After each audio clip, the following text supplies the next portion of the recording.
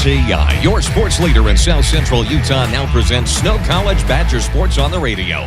This sports broadcast is brought to you by sports-minded sponsors throughout South Central Utah. And now let's get started with live sports play-by-play action on KMTI Radio. And a good afternoon, everyone, and welcome to Ephraim, Utah. Gary Chedester and Greg Sterner with you on the campus of Snow College, Terry Foote Stadium, Robert L. Stoddard Field, and a beautiful view up there of the S on the hillside. A little extra snow coming down up there, and a cool afternoon for football here on the Snow College campus. Greg, Badgers last game of the year, last home game of the year. There is the possibility that the Badgers move up and get into a playoff spot, but a lot of things have to happen for them to be able to do that. Yeah, coming in number 5 right now, 4 teams ahead of them. All those teams with 1 loss. Snow, the highest ranked 2-loss team. But yeah, like you mentioned, some of those teams would have to have some major upsets for Snow to jump them here and make it into the playoffs. And we'll take a look at some of those. Hutchinson Community College is playing Garden City, which is a great matchup. Northwest Mississippi Community College is playing East Central Community College for the Mississippi Conference Championship. That's number 4 and number 7. There is the possibility of 7 upsets for the Badgers could move into there. It's possible that if Hutch loses, they might drop down, but you got to take care of business here against Sussex. Yeah, and Snow should be able to do that. Sussex is an up-and-coming program. We've had quite a few of those this year on the Snow schedule, but yeah, I'm excited. I'm excited for one more Snow game, at least one more here in Ephraim. And there's a possibility that the Badgers get invited to a bowl game. Sure. And maybe go somewhere to play in a bowl game. Let's quickly check. I was going to wait for this, but we'll check it right now. Minute 18 to go in the first half. Hutchinson leads Garden City Community College in Garden City, Kansas, 28-14.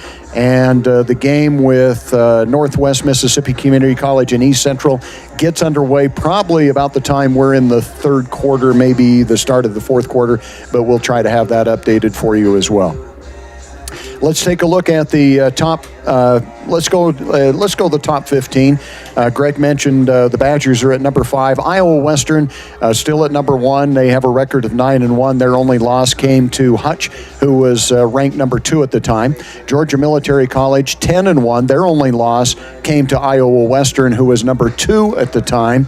And Hutchinson Community College at number 3. And an overtime victory for Georgia Military over Snow in Ephraim. And that'll be something we talk about today, I'm sure. Oh yeah, and that's something that still haunts Coach Erickson. He knew that if he just took care of business and they would get there, and it seems like that's happened. The last 2-3 years, the Badgers have had one game that they really needed to be able to get. They finished with 2 losses the last 2 years, and looks like they'll probably finish with 2 losses this year. And you don't even have to win both of those. You just win one or the other of those, and you'd be in the playoff spot. Yep. Northwest Mississippi, as we mentioned, at number 4, Snow College at number 5, and again, Northwest playing East Central Community College. Navarro's at number 6. And now there's a real possibility that if Hutch and Northwest loses, Navarro could jump Snow College in the polls, even though they have basically the same record. Navarro College at 6-2, the Badgers at 8-2. East Central, as we mentioned, at number 7, Mississippi Gulf Coast at number 8. Coffeyville at number 9, Tyler Junior College at number 10, Butler at 11, Lackawanna at 12, Holmes at 13, Cisco College at 14, and East Mississippi Community College at number 15. Other teams that you might recognize, Kilgore and Dodge City also getting votes, teams that the Badgers have played in the past. So a great afternoon here for football. We've had a little bit of snow flurries in there. The clouds are low on the mountain and definitely getting some snow up on the skyline. A little bit chilly. I think today's forecasted high was 35 degrees. So we might not be opening the window today. Yeah, we'll keep it warm in here. As warm as we can in this non-insulated booth for us. I'm bundled. I'm bundled up. I'm good. You're wearing that really nice Snow TV jacket. You got gloves and you're in good shape. All right, we're going to take a timeout. When we come back, we'll have the pregame interview with head coach Zach Erickson. We'll have that for you right after this. Visits to the dentist cause great anxiety and fear in some people, further jeopardizing oral and overall health. This is Dr. Douglas. We not only deliver optimal dental care, we make you comfortable while we do it. Douglas Dentistry's patients love listening to music or watching a movie during treatment. Some patients prefer nitrous oxide or laughing gas or conscious sedation. Call Douglas Dentistry today, 283-3800. That's 283-3800. Find us on Facebook or click on douglasdentistryephrem.com. This school year will be different.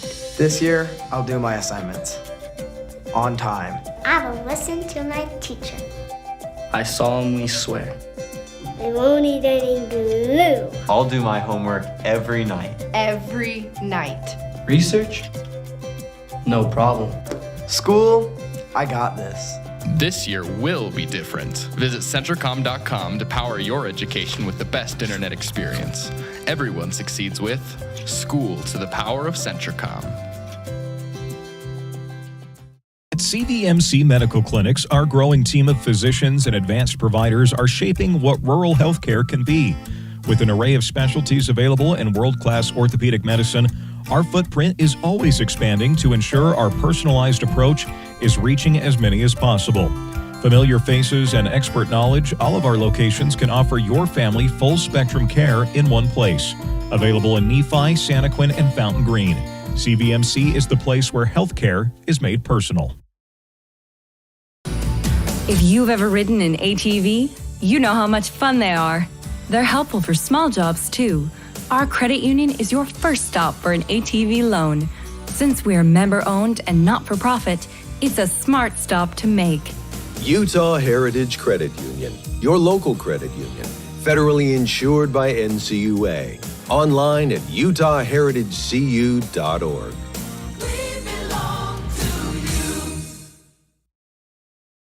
Welcome back to the Snow College pregame show. A reminder that you can find out things that are happening on campus by visiting snow.edu. Snow College is your community college.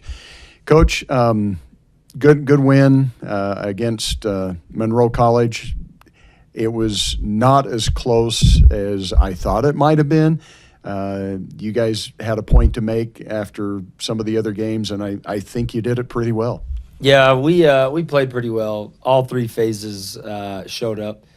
I think a lot of that was, I think our guys were the little bit of the hangover from that last 20 minutes of the Nimi game where, I think we needed to just kind of reawaken ourselves, and we made a point going out last week in practice that we've got to be able to play 60 minutes and we got to put it all together. And we did that. I know that, for us as coaches, we want our guys to always play to the best of their abilities, and we want to give them every opportunity to do that. And, for a team that took,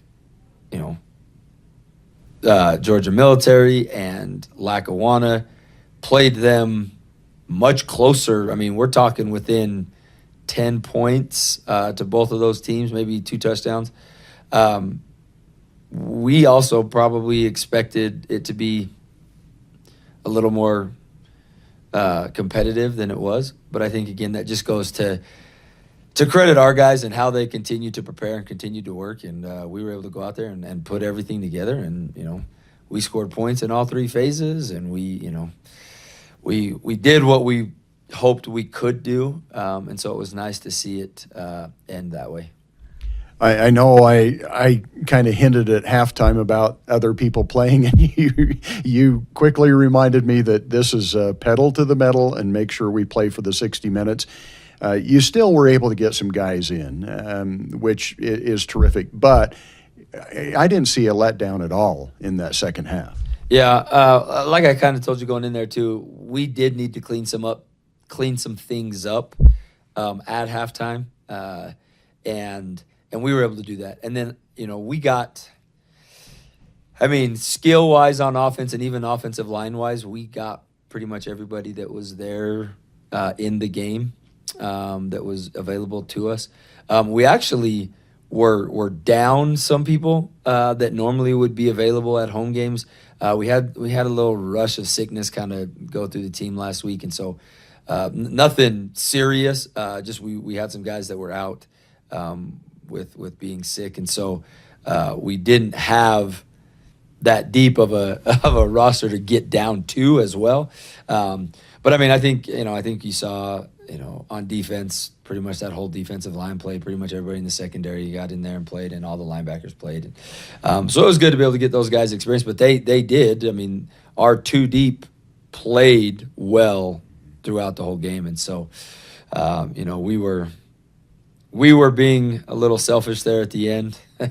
Little birdie came down and told us about halfway through the third quarter that we needed to get Reggie another touchdown reception, and so if you watch that last little bit, we tried, we had it, and then it got called back. But we're going to do what we can this week to make sure Reggie gets that record. He's earned that and deserves that, and so. But outside of that, I was very pleased with the way that everybody played and how we were able to finish the game last week. I was thinking about texting you too, because as broadcasters, we're looking at stuff like the Reggie thing, but I don't know if you realized your first touchdown was B.J. Inman. Your second touchdown was A.J. Tillman. We were hoping DJ Overstreet was going to score. Yeah, and we didn't see that happen. I didn't know that, but that would have been fun if we went BJ, AJ, and DJ. That's a good one to keep in mind. Maybe we can get BJ to run back and kick, and we can try that again next week. All right, we'll look for that. And we were watching for Reggie too, and we were hoping for it. He's still tied for the unofficial. Our records don't go back forever, but as far back as we have, he's tied for the most touchdown catches here at Snow College. Yeah, I'm excited for Reggie to be able to be in that category, and he's been as good of a true freshman as I've probably ever seen in my time here, and I would dare go on to say that he has the potential to be as good as anybody that we've had play receiver for us. Those are some big shoes to fill, right? Tajon Palmer's, got drafted by the Cardinals this year, and was a first-team All-American. Io Shadamide's playing at Oklahoma State right now, and so we've had some good ones. Taylor Larson had a great career as a receiver here for us, being a 3-time All-American.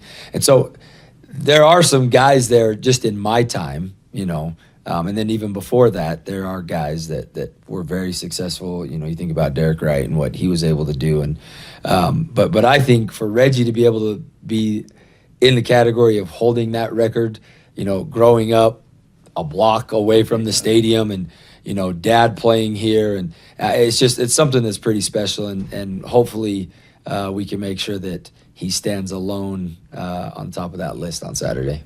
All right. Not to get too far off this, but his dad played wide receiver his first year, transitioned to tight end. Is that something? No. Reggie's a receiver through and through. When we recruited him, we thought maybe we would move him to tight end. But with the thing that I don't think people realized was how fast Reggie is. He is he's a legitimate 6'4", 200 and he's probably 205 right now. And could get to 215 and still be, but he moves.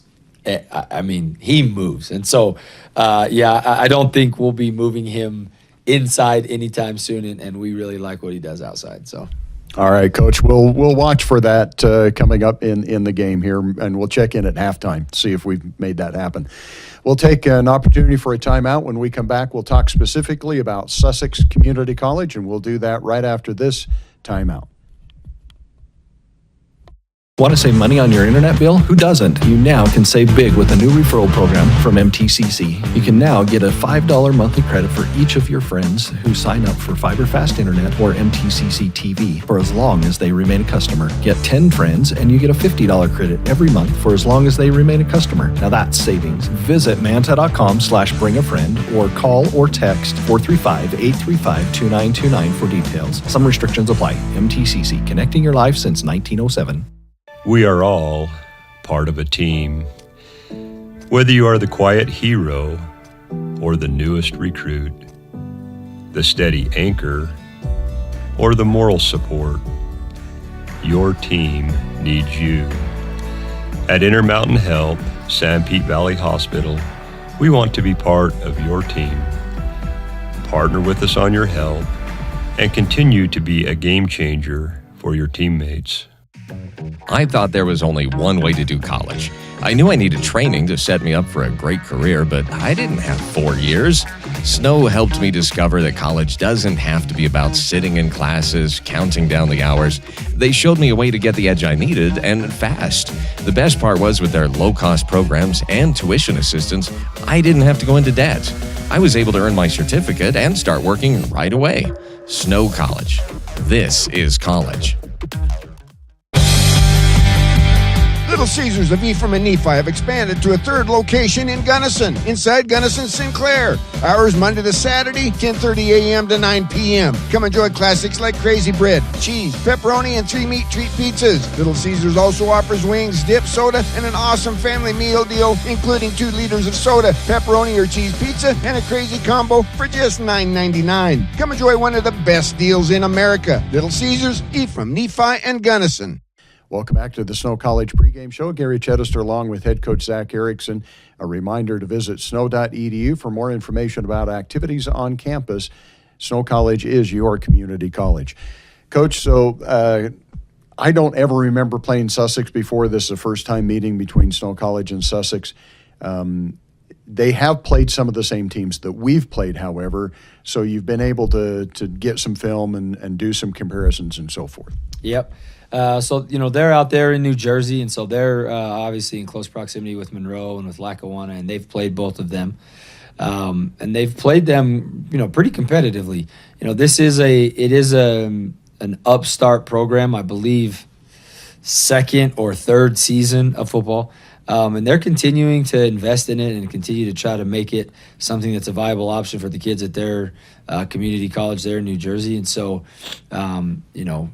we're just looking forward to being able to play another NJCAA game and get them to, here in Ephraim and have another home game for our guys. And, as we've gone through the tape, they have some skill in the skill positions, and I think that usually tends to be the case with schools maybe in this location, is that they're able to recruit skill guys maybe a little easier than they are offensive and defensive linemen.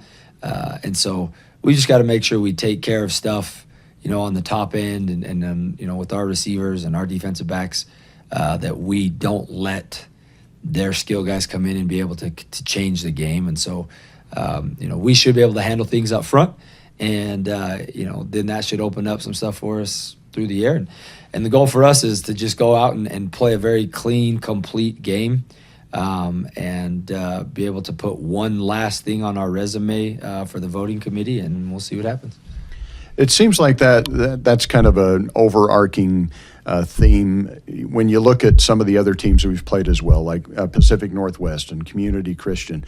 The offensive and defensive lines are a challenge, and it's a big challenge for you as well. I know you guys made a real commitment to that position coming into this season, but it's been a position in the past where sometimes you get a guy hurt and you really see a fall off. This year we haven't seen that as much, but the skill positions, very talented on all those schools that I just mentioned, but it really comes down to the lines. Yeah, and I think in college football, maybe in football in general, you win and lose games with your offensive and defensive lines. And so, that's why left tackles in the NFL get paid so much money, and that's why defensive ends or defensive tackles that are dominant also get paid very well in the NFL. And so we've been very fortunate that, like you said, we put a huge emphasis on those positions in our program. And we have a very good demographic to be able to recruit from. We have a lot of Polynesian kids that play on our defensive line, offensive line as well. And then, we're in a position to be able to go and recruit, offensive linemen that are big and strong and athletic. And that's where we want to always build our team from. We want to build our team from what we call inside out. I think there's times and places where you can see that we may not be as skilled at the skill position as some of the teams that we play, but I think we're able to make up for that because we can control the line of scrimmage in a lot of the games that we play. A comment that was made by Coach Kevin Pulley, who's the head coach at Monroe, to the voting committee this past week was, I've played Georgia Military and I've played Snow, and if I had to pick one of them to play again, I would pick Georgia Military. He said, because Snow's offensive and defensive lines, they wear you down, and by the time you get to the third quarter, you can't get a pass rush and you can't defend their pass rush, and that was a huge compliment to our program and to our coaches and to our players that we can, when we play to the best of our ability, you can see what we're capable of. And so we're just going to try to do that one more time. And like I told the guys this week, they have one game guaranteed left, and we've got to make the most of it and make sure that for 60 minutes we're playing the best football that we can. Again, to be able to just leave as good of an impression as we can. It's kind of out of our hands right now with what's going to happen in the postseason. But what I told our guys is what we want to do is make sure that if something does happen to the teams in front of us, that we've made sure to made a statement these last couple of weeks of, we're going to do what we're supposed to do against these type of teams. We're not going to let them hang around. We're not going to, and so we got to go play a complete 60 minutes, a clean game, and then we'll be checking in on that Mississippi championship game and that Hutch Garden City game and see what happens. All right. So I think I heard the three keys in there. Play for 60 minutes, which is one of the keys that we had from last week. And now it just left me again, but execute, I'm guessing. Yeah, we need to execute. We need to play a clean game, right? We need to eliminate the penalties, and we don't like finding ourselves in a situation where there's yellow flags on the field. And we talk about with our guys, there are hustle penalties that we as coaches can live with, and then there's just lack of execution penalties where we just are not doing what we're supposed to be doing. And so play for 60 minutes, execute in all three phases to our standard, and then make it as clean of a game as we possibly can. All right, Coach, good luck to you. We'll talk to you at the beginning of halftime again and also on the postgame. Sounds good. Thanks, Gary. Thanks, Coach. We'll be back with more on the Snow College pregame show right after this timeout. In the days of the mountain men, Cache Valley, Utah became a central gathering place for trappers and explorers. They named it Cache because it was there they would store their goods and come together to trade and connect. The spirit of community continues today at Cache Valley Bank with locations and services throughout Utah, including 3 branches right here in St. Pete County. They're Central Utah's financial outfitter. No matter your mountain, they want to see you reach the top. Cache Valley and Central Utah are rooted in grand expeditions. Let's keep that heritage alive together. Discover Cache Valley Bank. Mountains await. Member FDIC, Equal Housing Lender. San Pete Steel in Moroni was founded in 1994 and is one of the major steel construction companies in the Intermountain West, specializing in structural steel fabrication and erection. San Pete Steel's impressive portfolio includes the Hale Theater in Sandy and structures on the campuses of the University of Utah, BYU, and UVU. San Pete Steel in Moroni, where their motto is done right and on time, at 685 East Main in Moroni. Call 800-261-1026, 800-261-1026, or sanpetesteel.com. CO Building Systems in Ephraim manufactures a complete line of pre-engineered metal buildings of all sizes. Plus, they are your headquarters for custom metal roof and wall panels for your home or business, including all trim and accessories. All of their roof and wall panels are available in several gauges and over 20 different colors. For a free cost estimate or more information, contact CO Building Systems in Ephraim, 800-262-5347. That's 800-262-5347. Online at cobuildings.com. Doesn't that sound relaxing? At Risk Managers, we want to help you always feel that relaxed. So when you hear this, or this,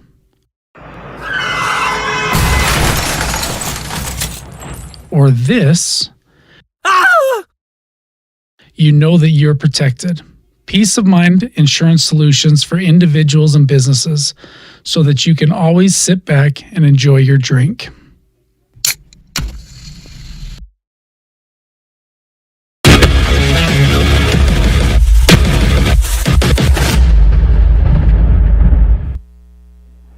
And a good afternoon and welcome back once again to Robert L. Stoddard Field, Terry Foote Stadium.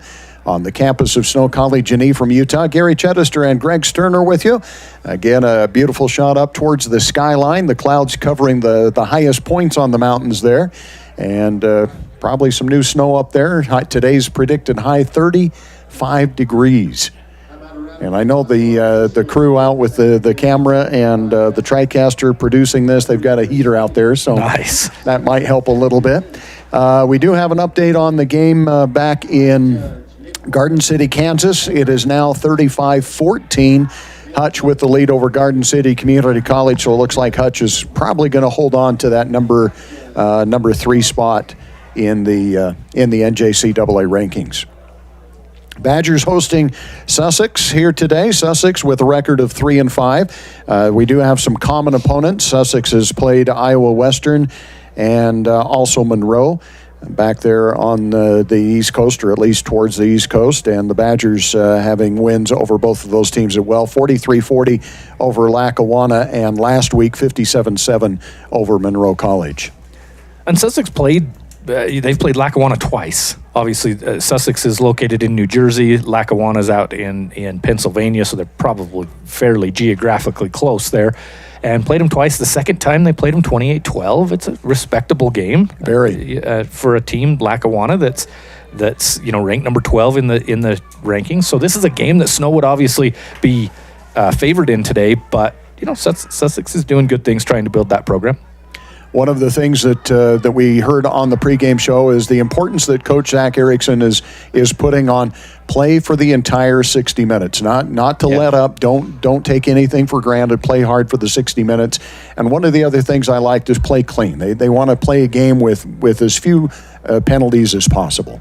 And he's talked about that for multiple weeks, to play 60 minutes. He was really frustrated a couple of weeks ago in the game. What was it? New Mexico Military. Yes. When down in New Mexico, he was frustrated with not finishing it off, and they won the game 35-18, but they were up 35-0, I think, if I remember right. Yes, they were. Yeah, and then gave up those 18 points. So last week against Monroe, you even asked at halftime, when do you think maybe some of the subs will be getting in? And you could see Coach Erickson say, I'm not worried about that. We're playing 60 minutes here. And they did. They kept the starters in on that game and they rotated some guys in, but on offense especially, you had Donnie Smith, I think, the whole game last week, even up 57-7. So, and I like how he mentioned in the pregame show, sometimes you wonder if coaches know the little things that, like, guys like me and you that are sitting up here talking and need something to talk about, if they know that Reggie Frischnick is 1 touchdown away from a school record. And when we say school record, back as far as Drayson Ball, the SID here at Snow, has records, which is, I think, about 12, 15 years or so. Anyway, So Reggie has 11 touchdowns, looking for 12 to set that record. And to hear Coach Erickson say, we got a little selfish. We tried to get Reggie another catch.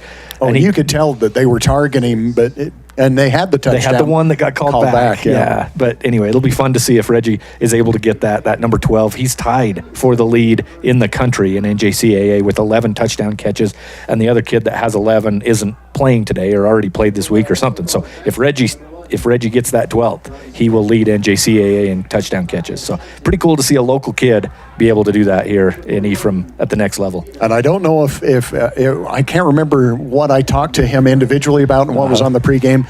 Did they have the AJ? And, DJ, yes, yeah. They did. Yeah. Okay. That's kind of funny that he found that interesting, because that's another one of those things that broadcasters, we just had something to talk about there. But yeah, that was kind of funny. So maybe we'll see that as a possibility again. He actually said that if we can get a touchdown run back, that he will start looking at that. You got to remember that Coach Zach Erickson is a comm major. He was in communication down at Dixie College, where he started his football career. And so he does have that in his blood, and so he does think about those things, at least from our point of view. And I'll tell you what, Zach Erickson has been extremely successful at Snow College, and he has a career in coaching. Obviously, that's what he wants. If he didn't, he could put on a mic, man. He is entertaining to listen to. He could put on a mic and call a game, or be a color commentator, add insight to broadcast, because he's sharp, and I've said this a couple of times, so I apologize for folks that listen to every game that we do, but he's an interesting pregame interview because he's very honest and he's very open with you. He's not, a lot of coaches are guarded And Coach Erickson is not that. He tells you what he's thinking. He tells you what they want to accomplish, and it makes it fun to listen to. Badgers in their home orange uniforms for the game here, and white helmets. Sussex in all white for the game here. Kind of looking Penn State. Yes. Doesn't it? The dark, really does. that really dark blue that's almost black as the numbers and whatnot, and then the all white helmets, the white jerseys, the white pants. Very Penn State Nittany Lion look. Well, I was working on the graphics for this week to put, the helmets, all that. I do that. Mm-hmm. And I had an S, and I put it on the helmet, and then I thought, now I'm going to go look. And I tried to find pictures of their football team in action and so forth. And I thought, yeah, that's Penn State. So I took the S off the helmet. Yeah, so it is. They do not have a logo. They are the Skylanders. We ought to mention that. The Sussex County Skylanders. And taking on the Badgers here for the Badgers' last home game of the season. What is a Skylander, Gary? I don't know. The graphic looks like kind of a Zeus kind of guy. Okay, all right. And holding a lightning bolt. There you go. All right. I knew that there's an old video game, Skylanders, that my kids played when they were very small little kids, a very juvenile game. But that's all I know. Did I have a guy holding a lightning bolt? Did not. Oh. So I don't know what that is. But their logo does. So, yeah. Yeah. There you go. So the Badgers will receive the opening kickoff. Titan Saxton back deep to receive. And also Shandon King. Yeah. Back deep to receive, standing at the 5-yard line. So we will not have B.J. Inman back there. Because if B.J. Inman returns the kickoff, then we've got the whole... We're starting it over. Yeah, then we're starting it over again with DJ Overstreet and A.J. Tillman. There you go. So here comes the kickoff. The Skylanders to kick it off. A high short kick is going to be fielded just inside the 10-yard line by Saxton. Saxton out to the 20, 25. Tripped up and dives forward near the 30-yard line. And we'll see where they actually mark it here. I think it'll be just short of the 30. So in the little Drayson Ball SID here at Snow gives us a breakdown of the season and things. He talks about Donnie Smith in this. 59 touchdown passes in Donnie's career, second year here, and over 5,000 yards. So it'll be interesting to see how much they throw the ball today, add to those numbers for Donnie Smith. Shotgun formation, handoff goes to A.J. Tillman. A.J. is out over the 30 to just short of the 33. And they did mark it right at the 30-yard line. A.J.'s ran for 541 yards this year, 10 touchdowns, been a great back. He and Matt Wilson, the 1-2 punch. Wilson with 621 yards rushing. So both guys doing really good things this season. Drew Patterson, the third of that trio of running backs. Badgers go with 2 wideouts left, 2 wideouts right. A.J. to the right of Donnie Smith. Donnie back to pass. Looks over the middle, throws over the middle, incomplete, intended for Shandon King. And that goes as an incomplete for Donnie Smith, but if you see that replay, it looked like Shandon King maybe could have stopped just a second sooner in that little window where Donnie put that. There was 2 defenders there, and it looked like Donnie wanted him just a little bit over to the left, which is where he put the ball. That's why it was incomplete. So it'll bring up 3rd down and 7 for the Badgers.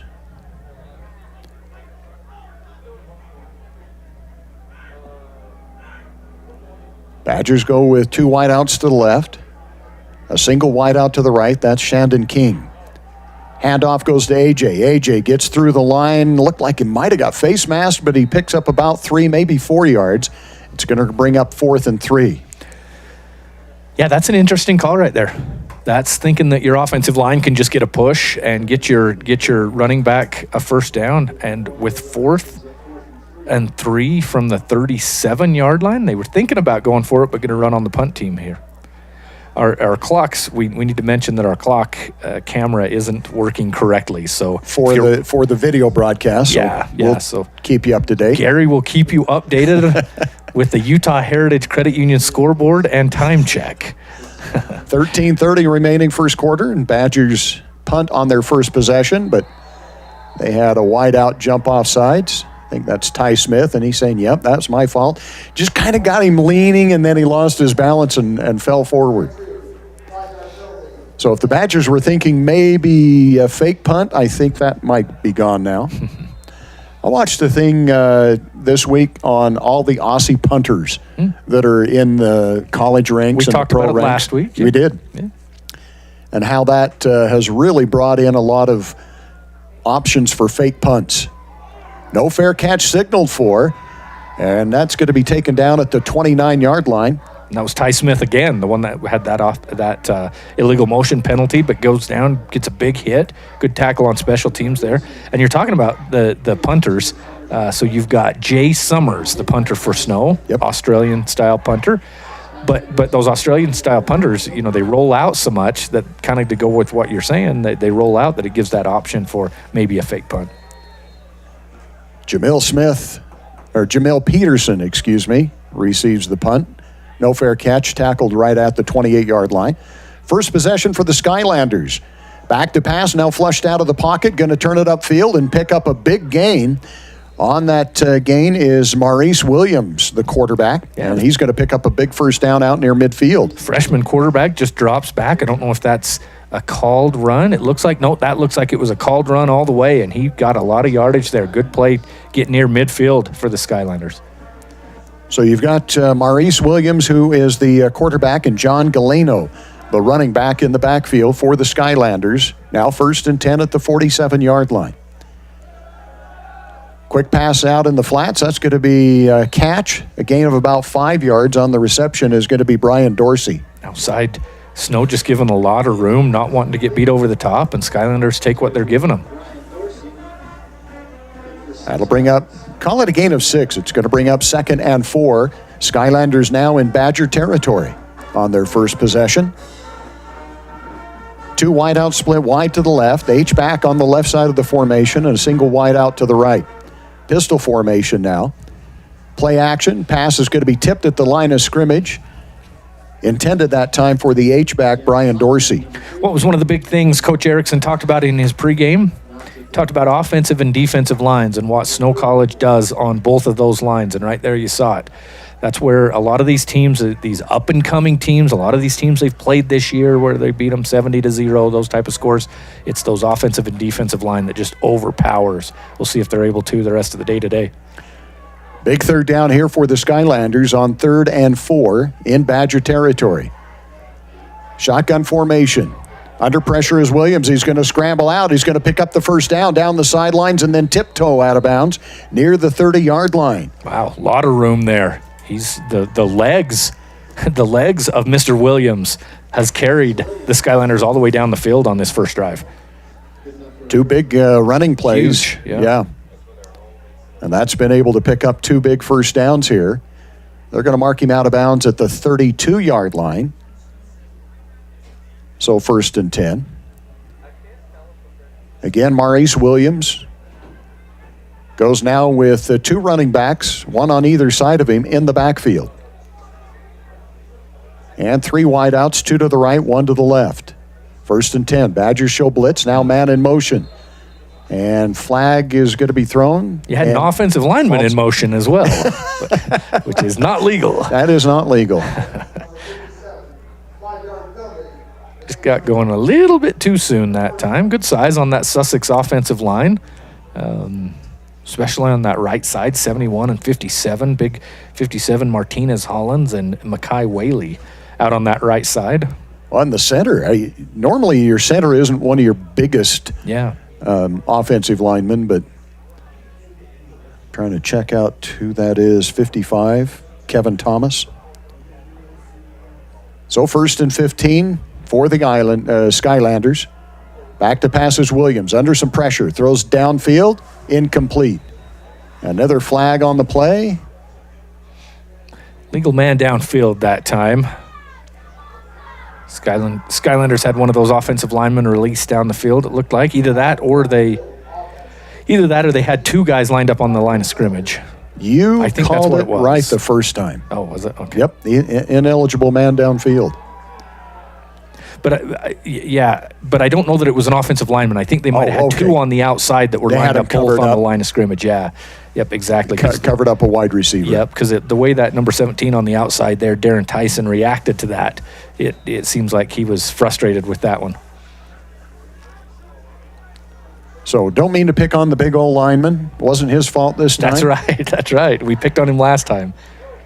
So 1st and 20 now for the Skylanders, back to the 42-yard line. Everybody moved. That's going to be everybody but the center. Yeah. I love that call. Not it can't be everybody's fault except the center. I think it's the center's fault, but everybody else's. Yep. They call it on 75, and he's raising his hand like, whoa, whoa, whoa. Why me? It was everybody else, too. It was literally everybody but the center, and they picked on number 75. You'll see officials sometimes come and announce that, everybody but the center. But this time they picked one number to say. So Skylanders going the wrong way now after picking up some big carries by Williams. Quick pass out in the flats. It's going to be caught for a gain of about 3 inside the 45 to the 44-yard line. It'll be 2nd down and 22. Trying to get, was that 40 or 49 that came up and made the hit that time? Was that KJ Fisher? I think it was. That came up and made the hit for the Badgers that time?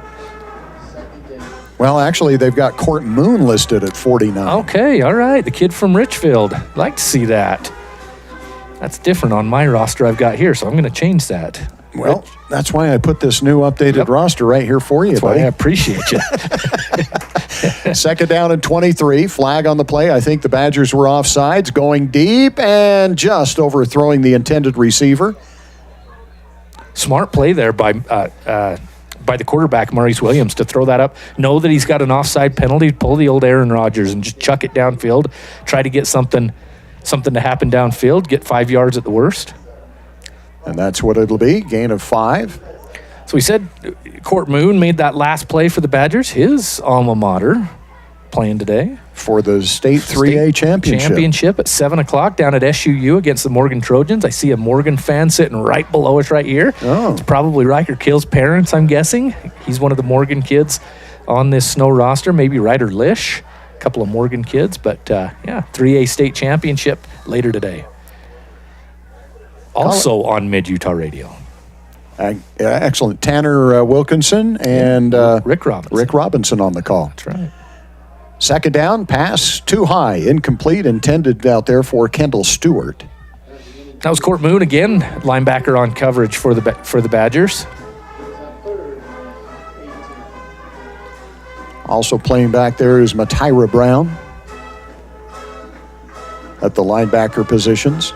Badgers looks like they're going a 4-2, 4 down linemen, 2 linebackers, and all the rest DBs. Now they've switched, and they've dropped Tavita Tua to a linebacker position. They're only going to rush 3 here on this 3rd down play. Williams back to pass under pressure, hit as he throws, and it's going to be incomplete. Good pressure out there for the Badgers by Hayden Mongale. No. Jordan Taula. Tula, thank you. Yeah, Jordan coming off the edge. You said Badgers only brought 3. If you can get pressure with 3 defenders on the defensive line, an offense is going to have a lot of trouble if you can get pressure like that with just 3 guys, with 5 guys blocking them on the offensive line. And Jordan Taula came around the outside and got some good pressure on the quarterback. Badgers are expecting a punt here. Yeah, and Sussex does come out in the punt formation, but yeah, you got 4th and Spring City here. I mean, you got a long ways to go, even though you're in Badger territory. The snap does go back to the punter. The kick is a beautiful spiral. Fair catch signaled for and taken inside the 10.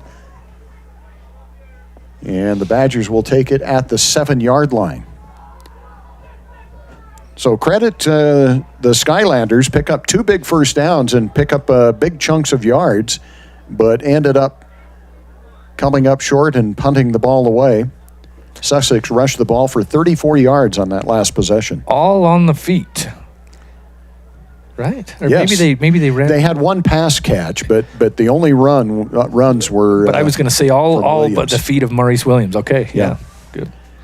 Shotgun formation for Donnie. Donnie hands it off to Patterson. Patterson gets a block on the corner, turns it upfield. He's at the 10, 15, 20, 25, and 30. Taken out of bounds near the 31-yard line.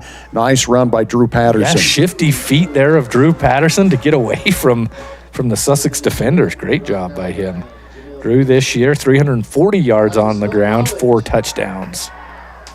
You know, if you put all of the running backs together, I think we're over 1,000, aren't we? All close to 1,500. 1,500. Yep. First and 10 for the Badgers at the 31-yard line. Donnie back to pass, has some time, now flushed out of the pocket, looks downfield, and dives forward. They're going to only mark him to the 33-yard line. Maybe a gain of just 2. Yeah, kind of took what he could there. Nope, nobody open down the field. Just gets those couple of yards, keep ahead of the sticks and not behind the original line of scrimmage. Cash Kayo checks in at the tight end position. The Badgers are going to go with 2 tight ends, both of them on the right side of the formation. Or left side of the formation, rather. Excuse me. Hand off to Patterson again. Flag on the play, and Patterson turns it upfield for a gain of 4. But a flag in the backfield. Well, behind the line of scrimmage, but it is on that far sidelines. And it looks like it's going to go against the Badgers. Illegal shift. Well, one of the things that Coach Erickson talked about was playing a clean game. So far, there have been a couple of penalties here. Neither team has played all that clean so far. Second down and 13. Ball back inside the 30 at the 28-yard line. Badgers are going to go with 4 wide receivers, 3 to the right, tight end on the left side of the formation. Man in motion, handoff on the fly sweep here, and trying to turn it upfield, maybe a gain of just 1 yard for the Badgers is Mikel Paiva.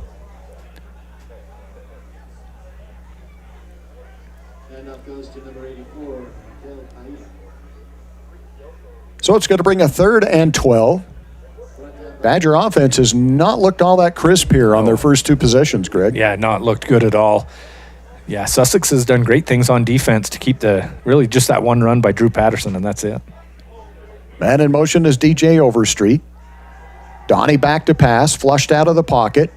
Looks downfield, throws through the hands of Shandon King. He would have had to make a move to get the first down, but I think he looked to run up field before he had complete control of that as we watch this again. And Donnie Smith did what he needed to do, got outside, delivered that ball where he needed to. That one's not on Donovan. That goes against his stats as an incomplete pass, but he put that where he needed to. So 4th and 12, Badgers back to a punt formation. They've only picked up 1 first down so far on their first 2 possessions against Sussex. Snap is good. The kick is a low line drive kick. It's going to take a terrific bounce. And the bounce alone is probably going to pick up about 15 yards, and the Badgers are going to pick it up. Ty Smith picks it up at the 18-yard line. Yeah, great punt down there by Jay Summers for the Badgers. Flip the field, put Sussex, inside the 20-yard line? Is that where they're marking that, about the 18 or so? Yeah. So Williams will bring out the offense once again for Sussex County. Did good things last time with his feet, as we mentioned. Let's see if they're able to open some holes. Let's see if the Badgers maybe put a spy on Mr. Williams. Keep him in front of him. John Galeno, the running back, to his left. 3 wide out, split wide to the right. Man in motion. Handoff goes to the motion man, trying to get to the outside. The Badgers are going to swallow that up. That's going to be a loss back inside the 15 to the 14, a loss of 4. Kendall Stewart coming across the formation right there, taking that handoff. Badgers did a good job. You just on those plays, sweeps or fly sweeps like that, you just want to string those things out. Let your defense come and help you. Don't let them turn it up the sideline. Did a good job that time of doing that. Williams looked to the sidelines to get the play call. Galeno still the running back to his right in the backfield. 2nd and 14 now. Badgers showing blitz. Now they back off. They do get some pressure on Williams, and he throws it to the Badger bench, incomplete, and there is nobody over there. Got to be a flag there for intentional grounding. The receiver that was somewhat out there ran a post. He wasn't out of the pocket, and they're not going to throw it. No, they're not. That's strange. There's no receiver anywhere. Why is that not a penalty? Why is that not? I have no idea. He didn't get out of the pocket. Either. There was no receiver. Wow. Badgers showing to rush 4. Williams goes deep down the sidelines, and that's going to be incomplete. Pretty good defense out there by Hervin Lewis for the Badgers. Yeah, Badgers have done a good job adjusting to the running abilities of the quarterback for Sussex and shut that down, and there's not much else going for the Skylanders offensively. So a punt formation. Badgers should get good field position here as Titan Saxton stands at his own 46-yard line awaiting the punt. And he could break it. Flag on the play. Did somebody move? Yeah, they're going to call that on Sussex. The Badgers kind of made a move on the defensive line right there. But somebody moved. Yeah, there it is. I saw it, the left guard. Just kind of let his left hand slip off his knee. So it's going to be 4th and long. Still a punting situation.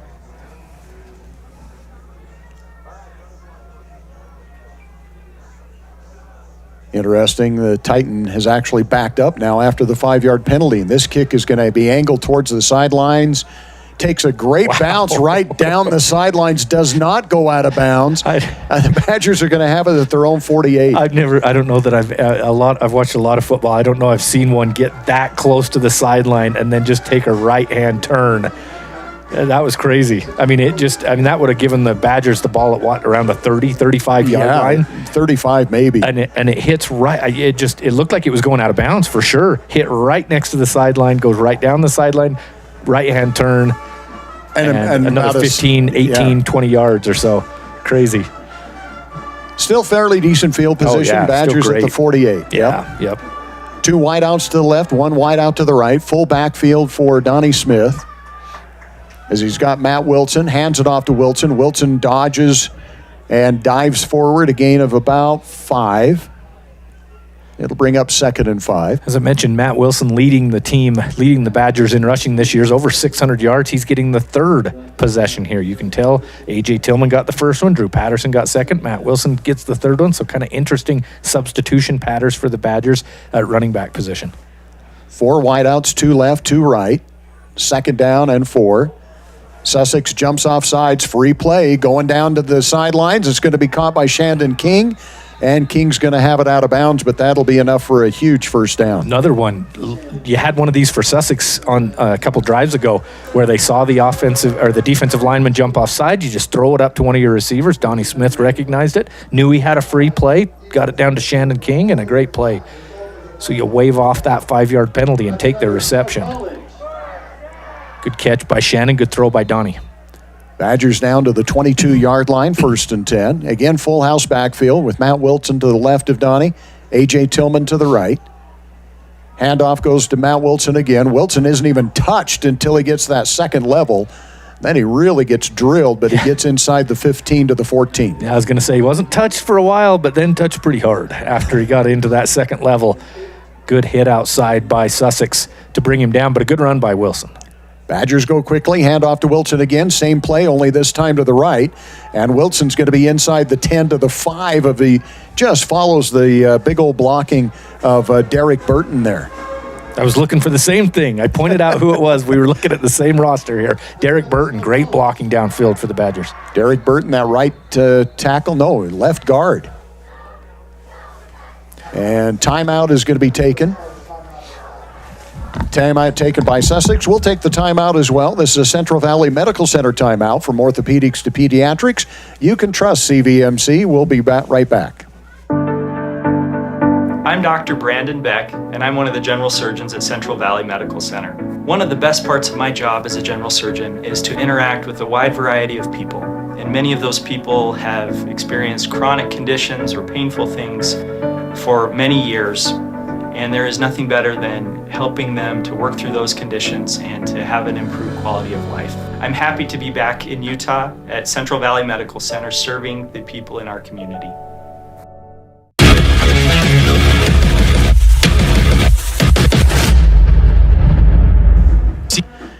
Welcome back. Snow College Badgers and Sussex County Skylanders. 4:35 remaining here in the first quarter. Each team has had 2 possessions. Badgers actually on their 3rd possession here. Both teams have punted twice. The Badgers now knocking on the door, trying to get some points on the board. A.J. Tillman's going to move to the H-back position on the right side of the formation. And the Badgers will go under center here. Matt Wilson, the deep man in the backfield. Donnie throws to the corner of the end zone, off the helmet. Oh, and Reggie couldn't find the ball. Yeah, it looked like maybe our depth perception is off up here, but it looked like after that big bounce off the helmet of the Sussex defender that he could maybe make a play on that.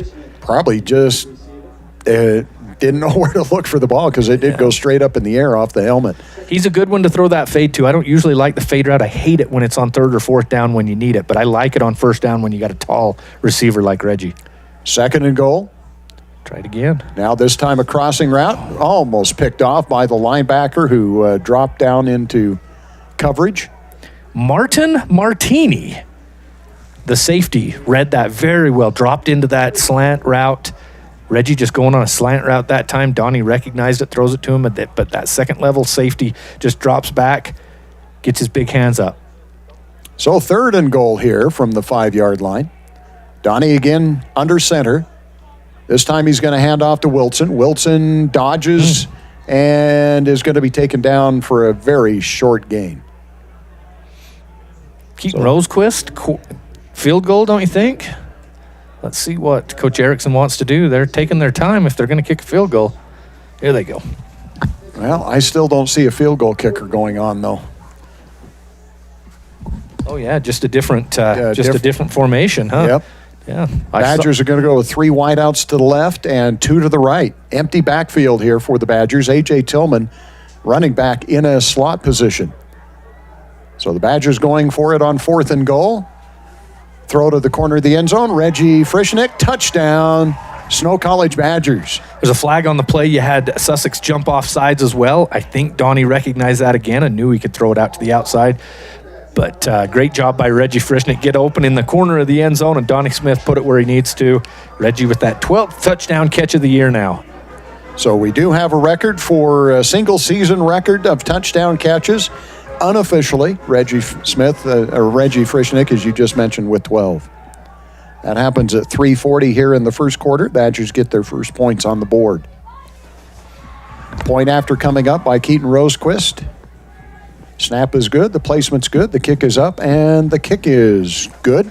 And the Badgers lead at 7-0. We'll be back with the kickoff in 30 seconds. CO Building Systems in Ephraim manufactures a complete line of pre-engineered metal buildings of all sizes. Plus, they are your headquarters for custom metal roof and wall panels for your home or business, including all trim and accessories. All of their roof and wall panels are available in several gauges and over 20 different colors. For a free cost estimate or more information, contact CO Building Systems in Ephraim. 800-262-5347. That's 800-262-5347. Online at cobuildings.com.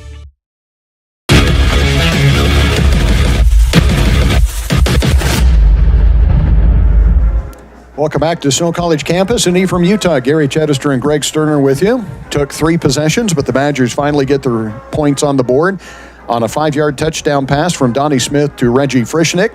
And Frischnick into the Mountain America Credit Union end zone. Mountain America Credit Union guiding you forward with affordable financial services and expert advice. Details available at macu.com.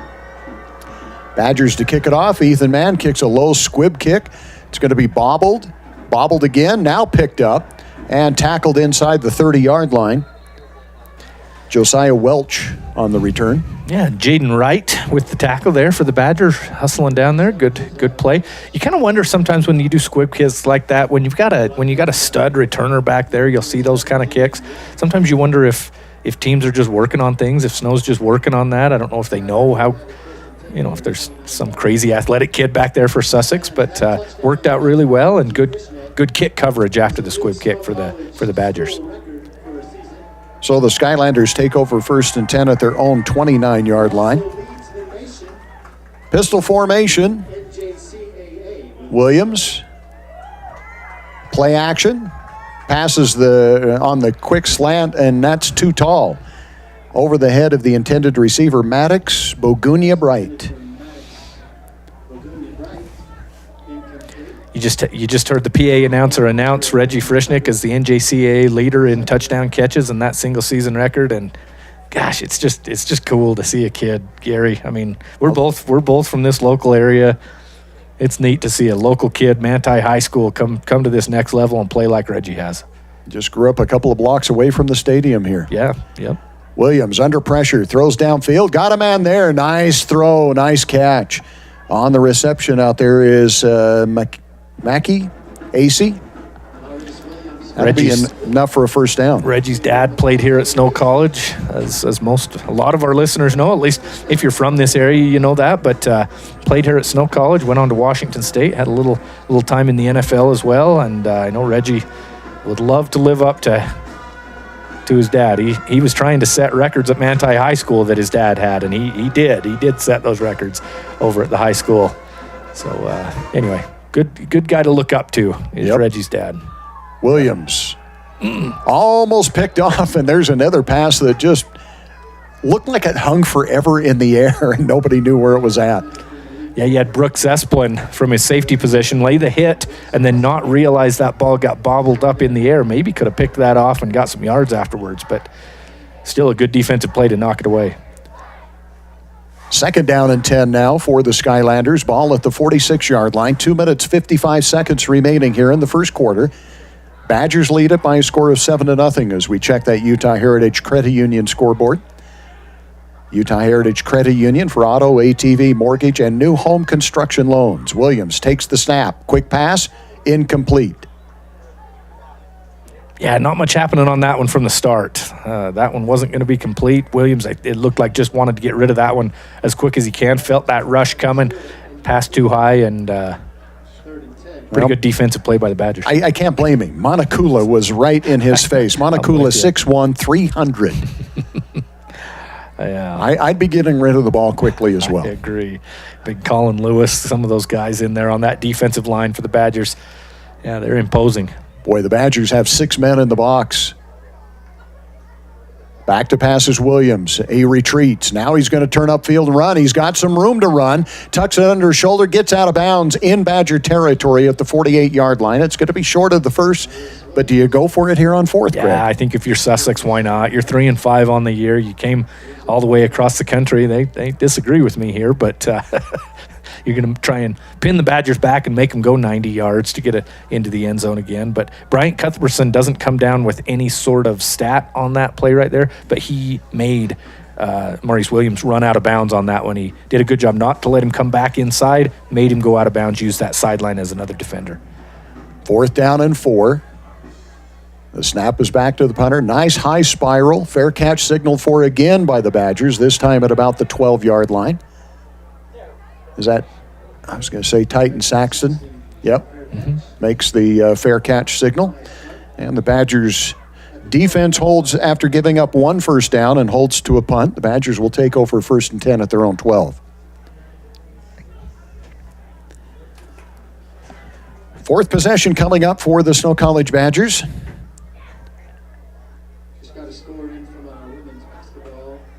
Badgers are going to go with A.J. Tillman and Drew Patterson in the backfield now.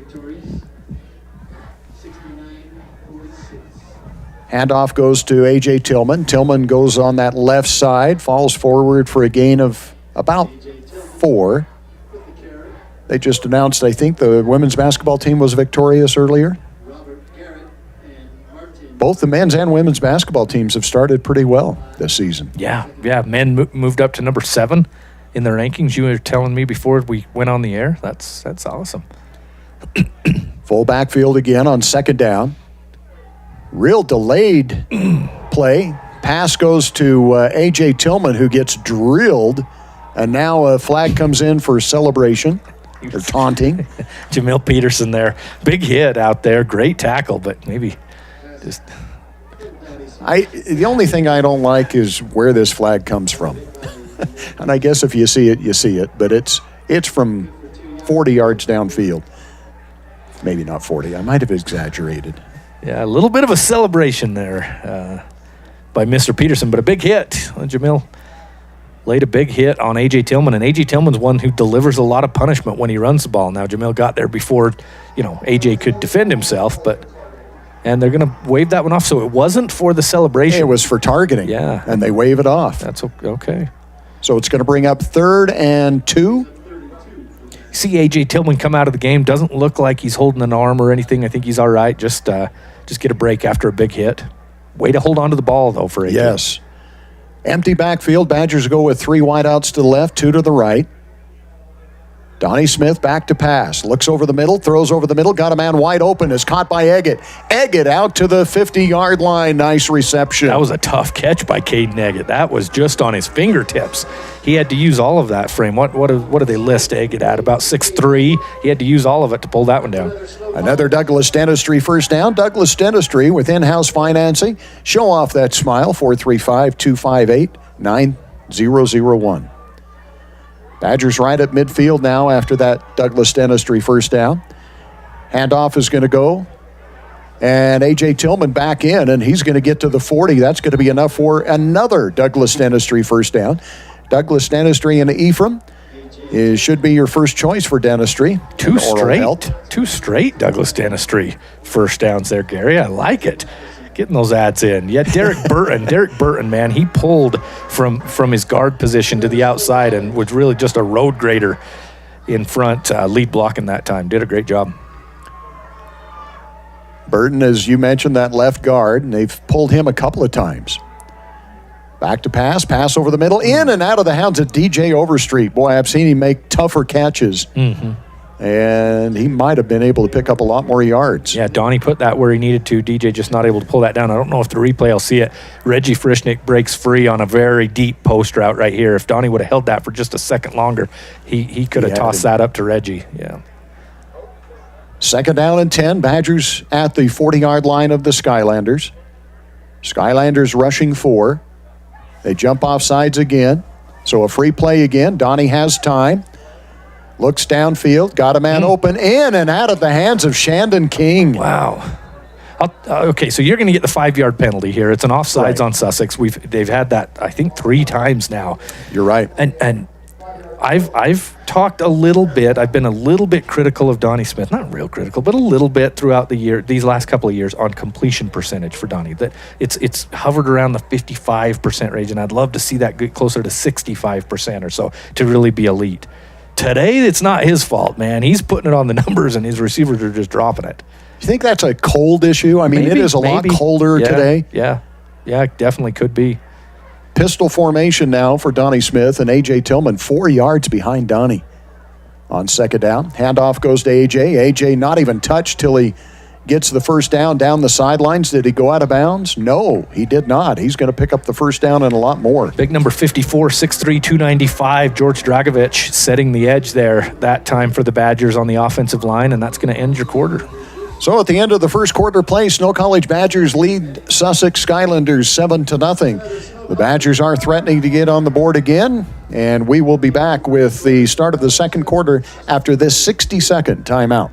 My name's Jared Livingston. I grew up in Sanpete County, Utah. I remember going down to the feed company back in the little offices there, got my first loan through Utah Heritage Credit Union, and ever since then fell in love with the personal atmosphere that you get with a local credit union. Been there ever since I was a little kid to today, whether we're dealing with an auto loan or just cashing a check, they're right there every time we need them. I thought there was only one way to do college. I knew I needed training to set me up for a great career, but I didn't have 4 years.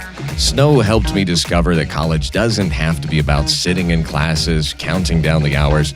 They showed me a way to get the edge I needed, and fast. The best part was with their low-cost programs and tuition assistance, I didn't have to go into debt. I was able to earn my certificate and start working right away. Snow College. This is college.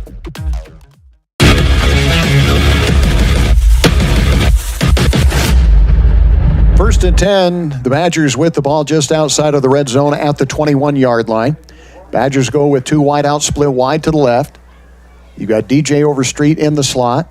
Eggett, the tight end, in motion. Handoff goes to A.J. Tillman. Tillman to the corner and wrestled out of bounds. Maybe a pickup of 4 or 5. Pretty good blocking downfield that time by DJ Overstreet for the Badgers to get AJ a couple more yards. In that first quarter, Donnie Smith, 4 of 9 passing, 62 yards and a touchdown. And I can think right off the top of my head, there might have been one more. I can think of 3 drops as well from his receivers. So, yeah, he would have been 7 or 8 of 9 in that first quarter. Which is where you'd like to see. Yeah, oh, gee, well, that's even better than I would. That's better. Yeah, but yes. Yeah, against some of these schools, yeah, you would like to see 70+%. Badgers go with 3 wideouts to the right, Reggie to the left.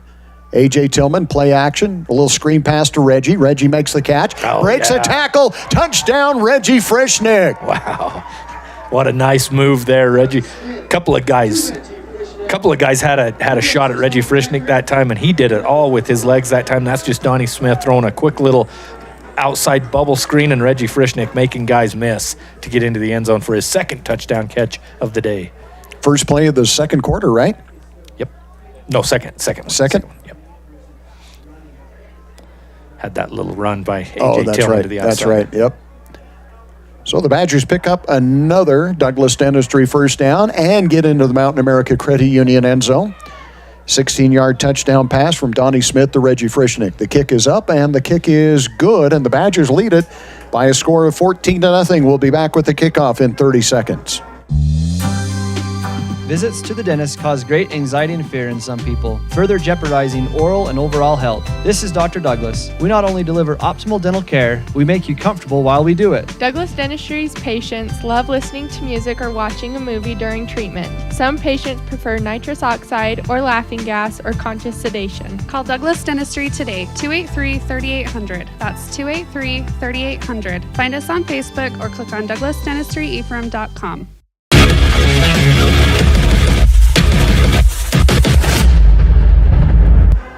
Welcome back once again to Snow College campus in Ephraim, Utah. Gary Chedester and Greg Sterner with you. A very cool afternoon here at Badger Stadium, but a great day for football. Badgers lead it now by a score of 14-0, with Reggie Frischnick picking up his 12th and 13 touchdown catches of the year. High end over end kick is going to be fielded at the 1-yard line, to the 5, the 10. The 15, and devoured at the 19-yard line. That was a vicious hit. Yeah, you called that time. Mario Williams on the tackle. I was also going to mention Nikel Jr. A couple of them getting out of that pile, huh? Yeah. Big old hits. It's cold. You and I haven't had a snow game. You've probably had plenty in your years of college for Snow College. Years, but yes. you and I haven't had a snow game ever where it's, cleaning off the field type of game. So do you want one of those? Not really, okay. no. But just random observation before a first down. High snap, but Williams gets it. Pump fake. Now he's going to turn upfield and run. The Badgers were in a man-to-man. And so the DB did not turn around, and first down is going to be picked up by Williams. Yeah, you get those DBs to evacuate their location and run downfield. And if you're Williams, Cole Mickle put the pressure on from the left end, and then he's just able to just step out of that and then step up the field. And using his legs, I'm interested to see the stats there at halftime of how many yards rushing. Right now, he's up to, 40 yards before that run. So first and 10 out over the 30 to the 31. Badgers anxious to get some pressure on Cole Mickle. Almost jumped off sides, but he stays back. Now we're going to have a flag thrown. Wasn't a delay of game. False start. Illegal procedure. Huh. Yeah, false start.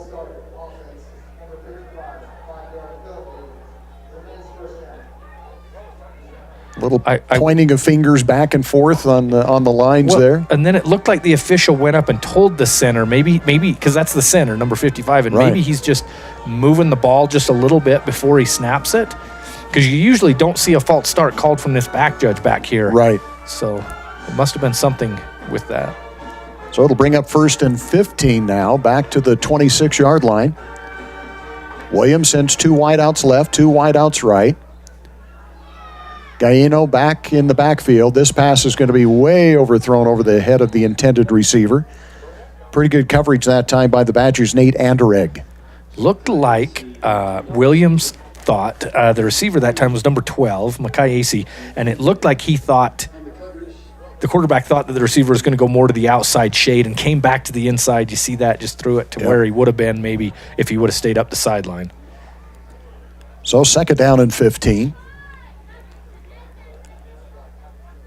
Badgers go now with just 3 down linemen to rush. They've gotten pressure out of this formation before. Maybe bringing a blitz there. Now they'll back out. They do rush 4. Nice job by Cole Mickle. Able to adjust. He was going after the quarterback, saw the handoff go to Gallino, and he readjusted and just got enough of him to trip him up. Flag out there on the outside again. Looks like this is going to go against the Badgers. Just lined up offsides. Yeah. I didn't see anybody jump. That must have been just the DB just lined up. Defensive tackle. Oh, was it the tackle? 62. Okay. Yep. That's the guy right over the center. Yeah. Sometimes just trying to get that extra inch, huh? So it'll be 2nd down and 10. Williams pistol formation. Again, he's got Gallino, the running back in the backfield. He's under pressure, and he's going to go down. Under pressure is saying something. Yeah, under pressure is a he was under a lot of pressure that time, yeah. By everybody on that defensive line. Yeah. Tyra Brown is going to get credited for the sack. I'm not seeing the replay here, but it's going to bring up 3rd and long. Here we go. Right on cue, Ira Bowman. Thank you, Ira. 3rd and long here for the Skylanders. Best offense of the game has been Maurice Williams. Gallino in motion. Quick pass is going to be caught for a loss of 2. Wide receiver that time, Brian Dorsey, just went down to his knees to make sure he got the catch, but... Yeah, Williams just had to get that away quick. He had to throw that one quick. They're just setting up a little screen outside to the wide receiver. Even if he would have stayed on his feet, he would have been hit immediately after he caught it. So probably not a bad idea just to go down to the ground and not take a big hit, but it will force a punting situation for Sussex again. Titan Saxton, the punt returner, in his own territory, standing at his own 41-yard line. And somebody moved, and they'll blow that one dead as they kick away from Titan. Boy, we've had a lot of false starts and offsides. Yeah, a lot of penalties right there along the offensive and defensive line today. Both sides, both teams. Sussex, that is going to be their 7th penalty for 35 yards, so all of those 5-yard penalties. The Badgers have had 4 penalties for 20 yards. All of those 5-yard penalties. That's some quick math. You're a real banker. Numbers are his game. Badgers with some pressure. The kick is going to go away from Saxton. He's going to make the catch and then back out of the sidelines. I don't think that was Saxton. Was that Esplin out there was that it time? Esplin? Number 9? Oh, yeah, you're right. Yeah. They change up who they have receiving the punts so often, don't they? It's I've never seen it. I've never seen any team, and it's probably just letting a bunch of guys get experience, get a chance at it, but the Badgers, they have to have had a half dozen punt returners this season. Oh, yeah, I agree. I agree with you. Badgers are going to take over 1st and 10 at the Sussex 49-yard line. 10 minutes, 50 seconds remaining here in the second quarter. Badgers lead it by a score of 14-0 as we check that Utah Heritage Credit Union scoreboard. Badgers go with 2 wideouts to the left, single wideout to the right. Donnie Smith in shotgun. Hands it off to Patterson. Patterson tries to find an opening in that line and falls forward for a gain of 2. Pretty good defensive effort out there by Jamil Peterson. Again, yeah, we've called his name. That's the 3rd time we've called his name today. Big hit on A.J. Tillman on that last drive. So 2nd down and 8. Same formation, 2 wideouts left, 1 to the right. Donnie now looks to the sidelines, 15 seconds on the play clock. Game clock running down to 10:15 here in the second quarter. Donnie steps up to the line, now back. 5 seconds on the play clock. Play action to Patterson. Looks over the middle, got a man out there, Reggie Frischnick. Reggie makes the catch inside the 10-yard line to the 9. Yeah, he's abusing those DBs for Sussex, isn't he? He is. 3rd catch, 2 of them for touchdowns. That one the longest pass that he's had right there on that post route down the field. Great throw by Donnie Smith. Great catch by Reggie. So the Badgers pick up another Douglas Dentistry first down. Douglas Dentistry with in-house financing. Show off that smile. 258-9001 is the number to call. Reggie will split out to the right this time. He doesn't go to the right very often. Handoff goes to Patterson.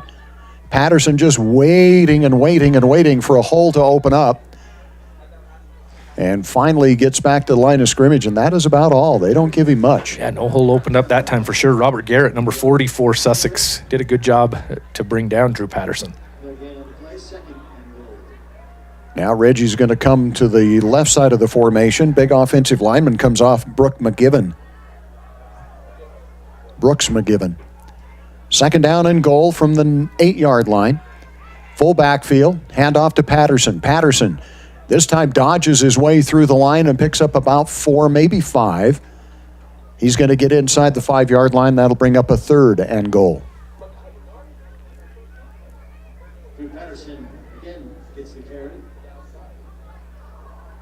Badgers are going to go again full backfield here with A.J. Tillman to the right of Donnie Smith. And Patterson to the left. Badgers look to the sidelines. They've got Reggie Frischnick wide to the left and DJ Overstreet in the slot to the left. Sussex a little late getting out there on DJ. Handoff to Patterson. Patterson's in the end zone. Touchdown, Snow College. 4-yard touchdown run, Drew Patterson. Saw Donnie Smith before that play look over at the coach and make a motion that looked to me like he was saying, let's run it again. Let's run Drew Patterson one more time. We've ran him a couple of times here. We can see something. I think Donnie knew he could get into the end zone, and Drew does. Makes it 20-0. Badgers with only 1 touchdown in the first quarter. They picked up 2 here in the second quarter. So with 8:08 remaining, the Badgers get back into the Mountain America Credit Union end zone. Show your school pride with the Snow College debit card from Mountain America Credit Union. Extra point is up. Extra point is good by Rosequist. And the Badgers lead at 21-0. We'll be back with the kickoff right after this 30-second timeout. San Pete Steel in Moroni was founded in 1994 and is one of the major steel construction companies in the Intermountain West, specializing in structural steel fabrication and erection. San Pete Steel's impressive portfolio includes the Hale Theater in Sandy and structures on the campuses of the University of Utah, BYU, and UVU. San Pete Steel in Moroni, where their motto is done right and on time, at 685 East Main in Moroni. Call 800-261-1026, 800-261-1026, or sanpetesteel.com.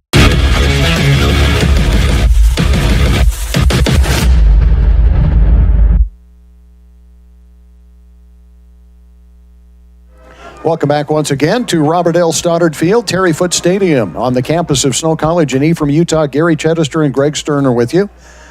Badgers kick it off. This is going to be into the end zone and out of the back of the end zone. And the Skylanders will take over 1st and 10 at their own 25-yard line.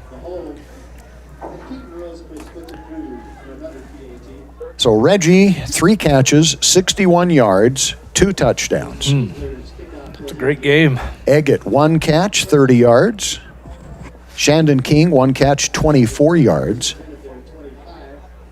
So pretty good average so far for Donnie Smith. Yeah.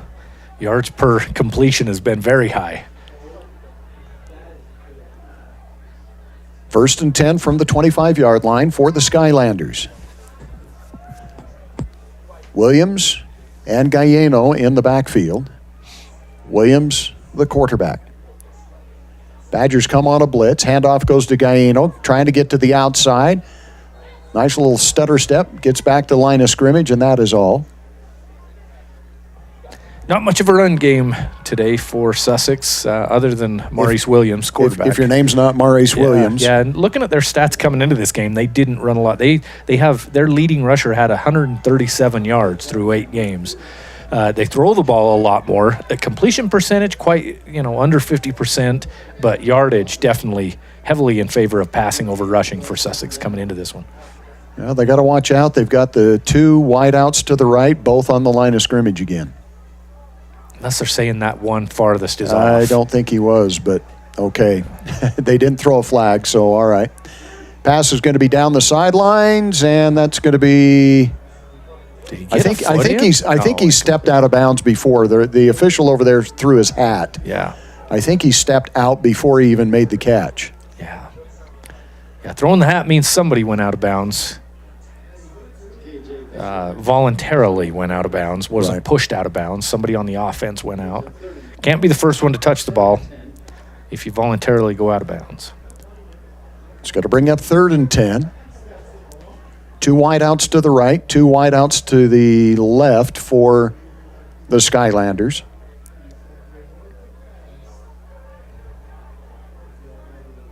Maurice Williams, the quarterback, on 3rd down. Badgers showing 4, and the play clock ran all the way down to 0. So a delay of game is going to be another 5-yard penalty against the Skylanders. Wholesale changes coming in for the Badgers. That whole defensive line, if you see that. Four guys coming in. Yeah.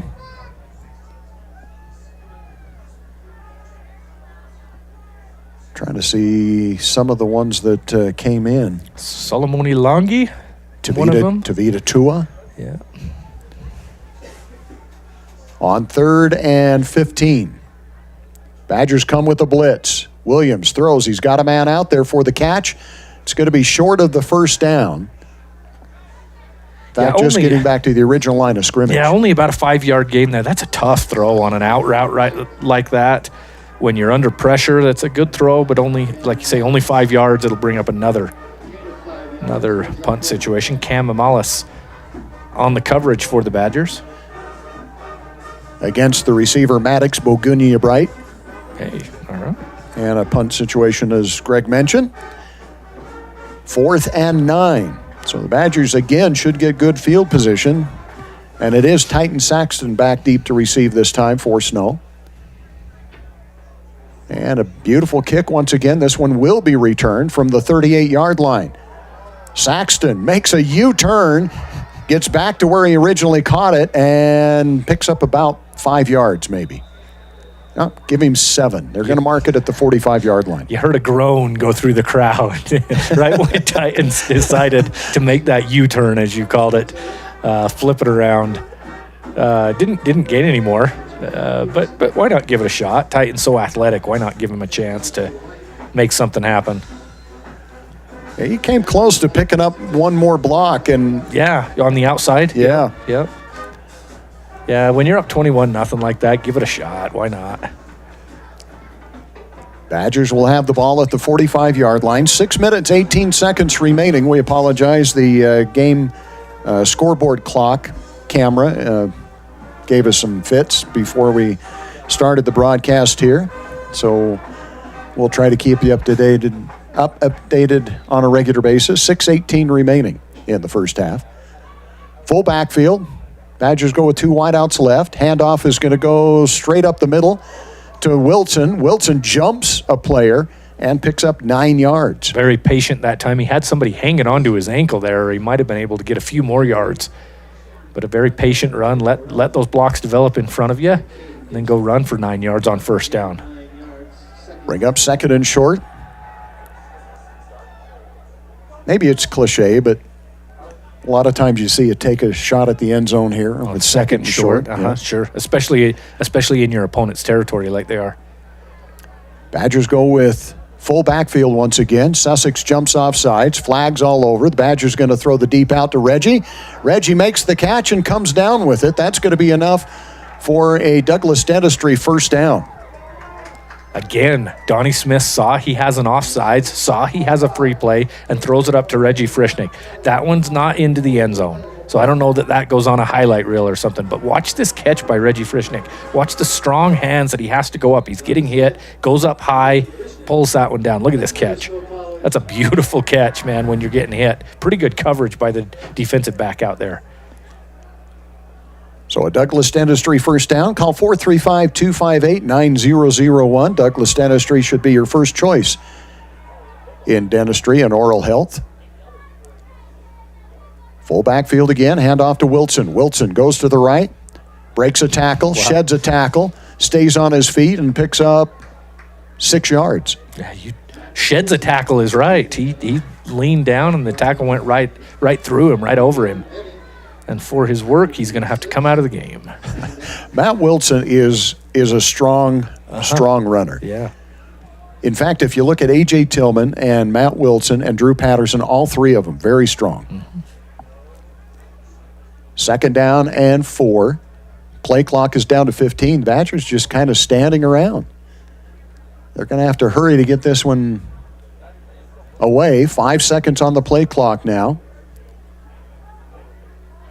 Snap is good. Hand off to A.J. Tillman. Tillman, kind of a stutter step, waits for a hole to develop. Very close to a first down. And they're going to say, yes, he has it. Another Douglas Dentistry first down.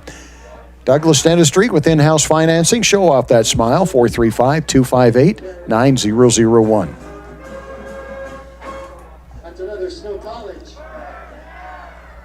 Badgers now knocking on the door of the red zone here. Ball at the 22-yard line. Mikel Paiva checks in. And he'll be in the slot to the left. DJ Overstreet in the slot to the right. Shandon King wide right. And Reggie Frischnick wide to the left. Play actions. Is going to be passed out to Paiva, and Paiva gets just hammered by Cordell Johnson. Cordell read that one right, didn't he? He did. Oof. He got there at the same time as the ball. Paiva gets up. Extremely clean tackle, extremely hard tackle. Not leading with the head or anything like that. Great job by Cordell Johnson on the outside there to make a big hit right as the ball showed up. Paiva will come out, and Drew Patterson will check in. Again, the Badgers really slow on these last few plays getting ready to go here. That ball is snapped with 2 seconds to go on the play clock. A.J. Tillman strings it out to the right, tries to stay in bounds and step forward for a gain of maybe 2. See where they mark it. Actually, a gain of 3. They're going to mark him out of bounds at the 19.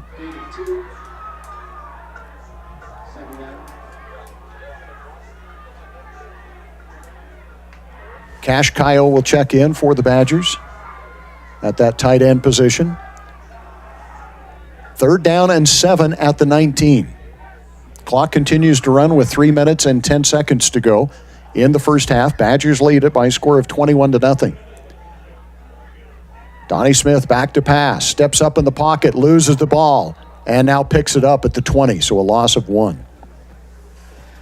Like he was looking towards the middle of the field that time as he was stepping up in the pocket, and the ball, somebody just got a hand in there, knocked it away. He's able to recover it, give the Badgers a chance on 4th down here. About 4th and 8.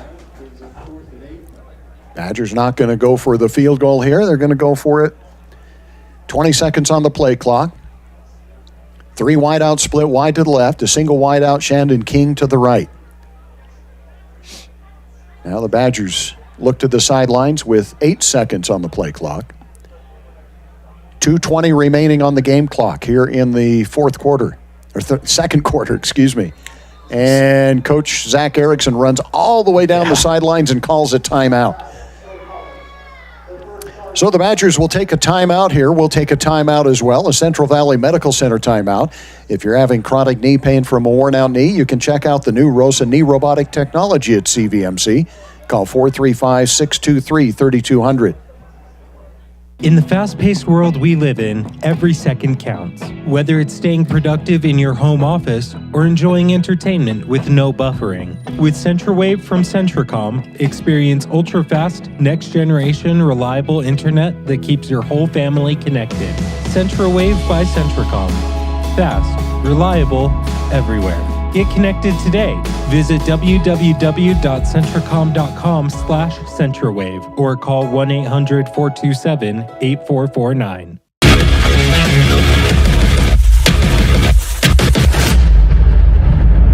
Badgers have changed their mind. They're going to go for a 37-yard field goal attempt here by Keaton Rosequist. The snap is good. The placement is not good. And that is just mishandled snap that time. And the Badgers are going to turn it over on downs. Yeah, that one got blown up by Sussex, didn't it? You had that same number 25 that laid the big hit earlier in that drive, Cordell Johnson, breaking through there and stopping the Badgers from getting any points on that drive. I told you we hadn't had a snow game, I know. Gary. I was just thinking that. You cursed us. Here it comes. Got some snowflakes coming down. Here it comes. You mentioned this too. Not as big a crowd as we're normally accustomed to here. Maybe we have a few more viewers. Yeah, a few more listeners. So Sussex is going to take over 1st and 10 at their own 27-yard line. Badgers showing a heavy blitz. Let's see who they drop out of that. Williams throws downfield, got a man out there. It's going to be picked off, however. Coming over, Titan Saxton from his safety position and cut right in front of the intended receiver, who was Mackie Acey. You had Cole Mickle, the North Sanpete alum, coming off that left edge and put a lot of pressure on the quarterback that time. He just had to throw it up there, and Titan Saxton just playing center field as a safety in the in the defensive backfield. And Johnny on the spot jumps in front of that one, brings it back a few yards. Titan, he's been impressive this year. He's one that I'm interested to see what will happen at the next level for him, because he can definitely play defensive back at the next level. Badgers come back out on the field at the 35-yard line. And they've got Matt Wilson and Drew Patterson in there in the backfield on either side of Donnie Smith. Donnie hands it off to Patterson. Patterson waits for a block to develop, turns it upfield, and picks up about 9 yards. He's going to be taken down at the 26-yard line. You're going to have the 2-minute timeout. Thank you. So with 1:54 remaining, 2-minute timeout here in the first half. We'll take the timeout as well. Snow College leads it by a score of 21-0. We'll be back after this. At MTCC, we're more than just internet people. We're the connecting your life people. For the past 115 years and counting, MTCC has been the local industry leader in connecting people and businesses by providing professional service with the best options in technology. If you need phone, TV, or internet service for your home or business, come see the experts at MTCC. Call or text us today at 435-835-2929. MTCC, connecting your life since 1907. We are all part of a team. Whether you are the quiet hero or the newest recruit, the steady anchor or the moral support, your team needs you. At Intermountain Health, Sanpete Valley Hospital, we want to be part of your team. Partner with us on your health and continue to be a game changer for your teammates.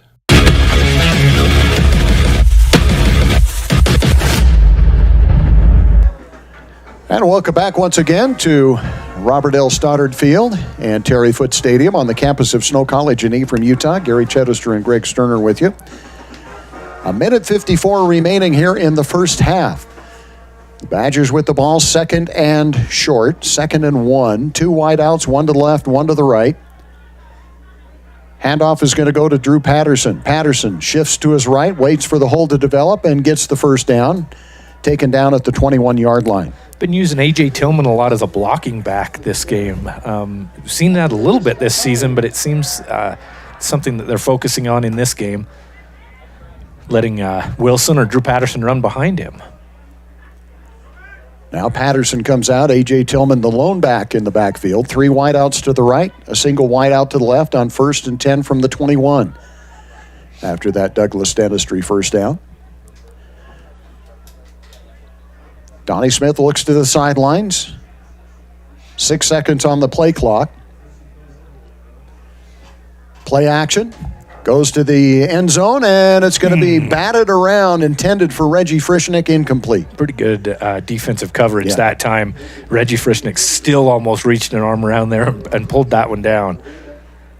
But good job out there. We've called his name quite a few times. Cordell Johnson. He's been shadowing Reggie the entire game, and Reggie with 2 touchdown catches, but good defensive play that time.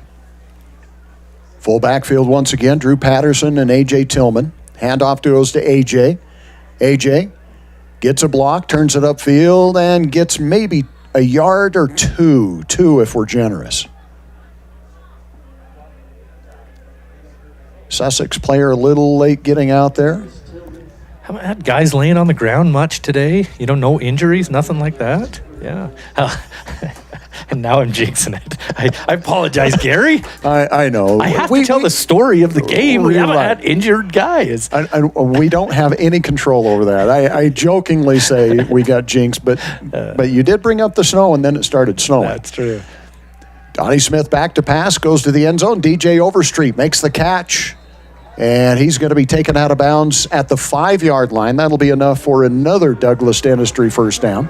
It'll bring up 1st and goal. Watch this replay. Donnie Smith had multiple guys open this time. He could take his pick of guys to throw it to, and DJ Overstreet down there inside the 5-yard line was the one he went to. Good pass, good catch, clock running. 2 timeouts for the Badgers, and clock's running under 20 seconds. Down to 15.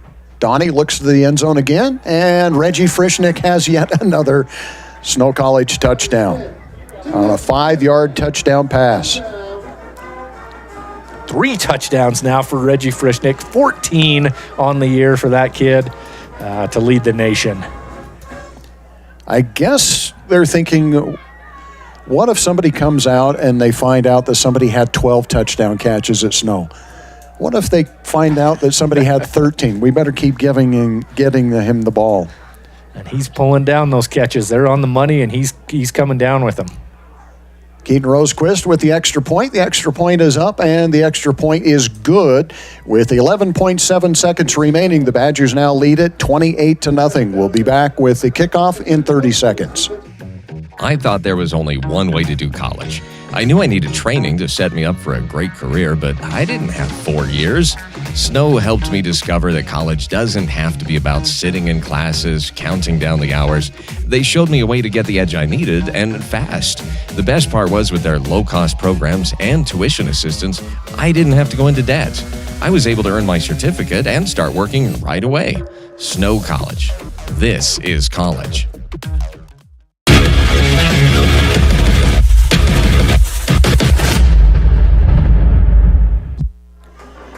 Badgers set to kick off with 11.7 seconds remaining as we check that Utah Heritage Credit Union scoreboard. Utah Heritage Credit Union for auto, ATV, mortgage, and new home construction loans. Snow College 28 and Sussex Skylanders nothing. Kickoff is on the way. A high but shorter end-over-end kick taken at the 10-yard line to the 20, the 25, and out near the 30-yard line. Nice return.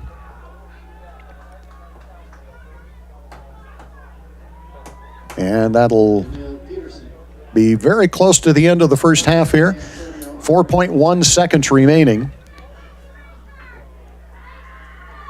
Do you take a shot here? Sure. Why not? 28-0.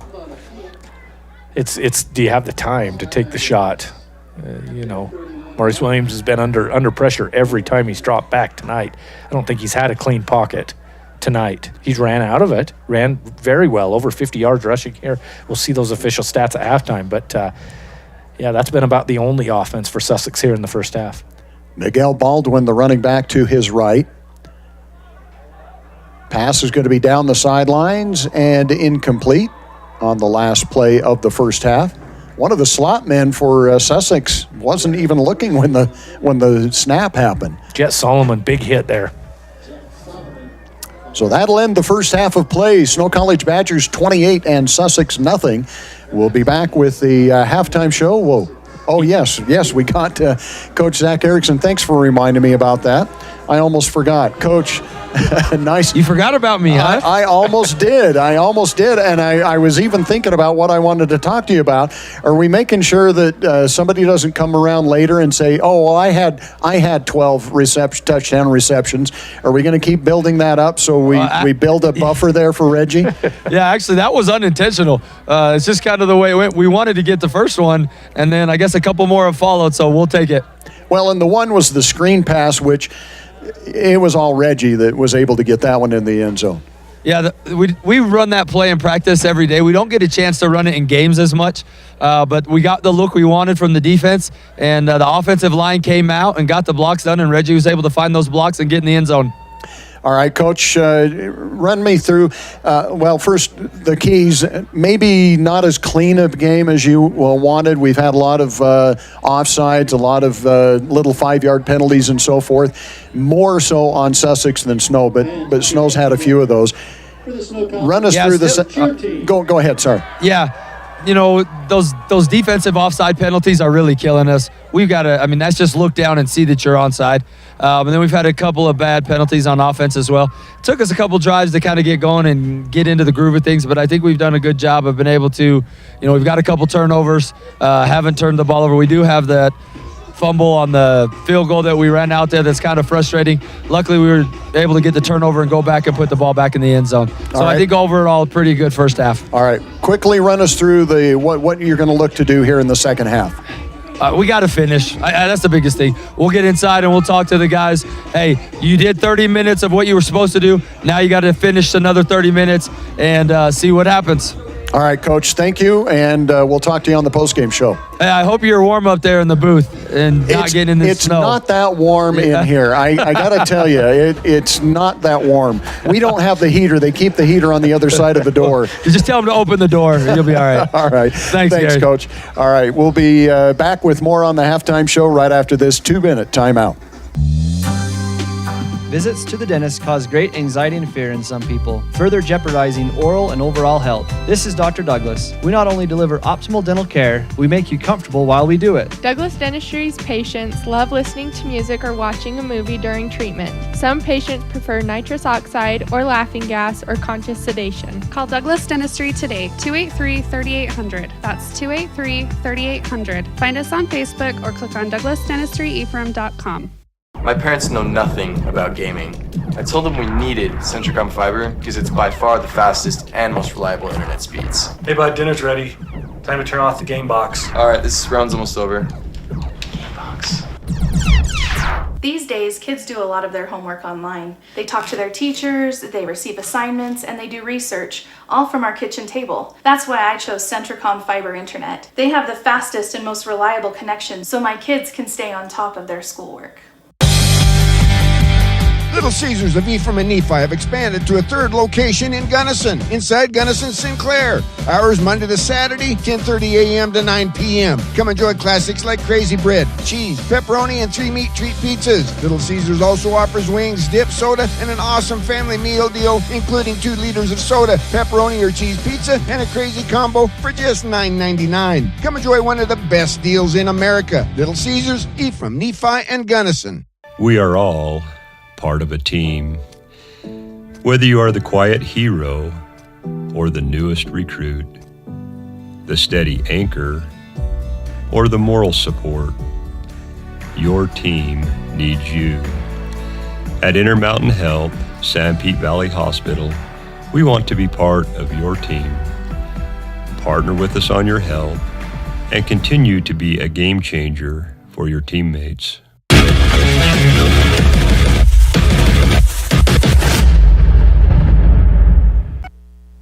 Welcome back once again to the Snow College Halftime Show. Snow College is your community college. Join Snow on campus to cheer on your favorite teams and visit snow.edu for a full list of what's happening on campus. Snow College is your community college. Let's check some scores from around The NJCAA, of course, checking the Utah Heritage Credit Union scoreboard here. Snow College leads it over Sussex 28-0. In the second quarter, no score between Iowa Central and Butler Community College. So 0-0 there.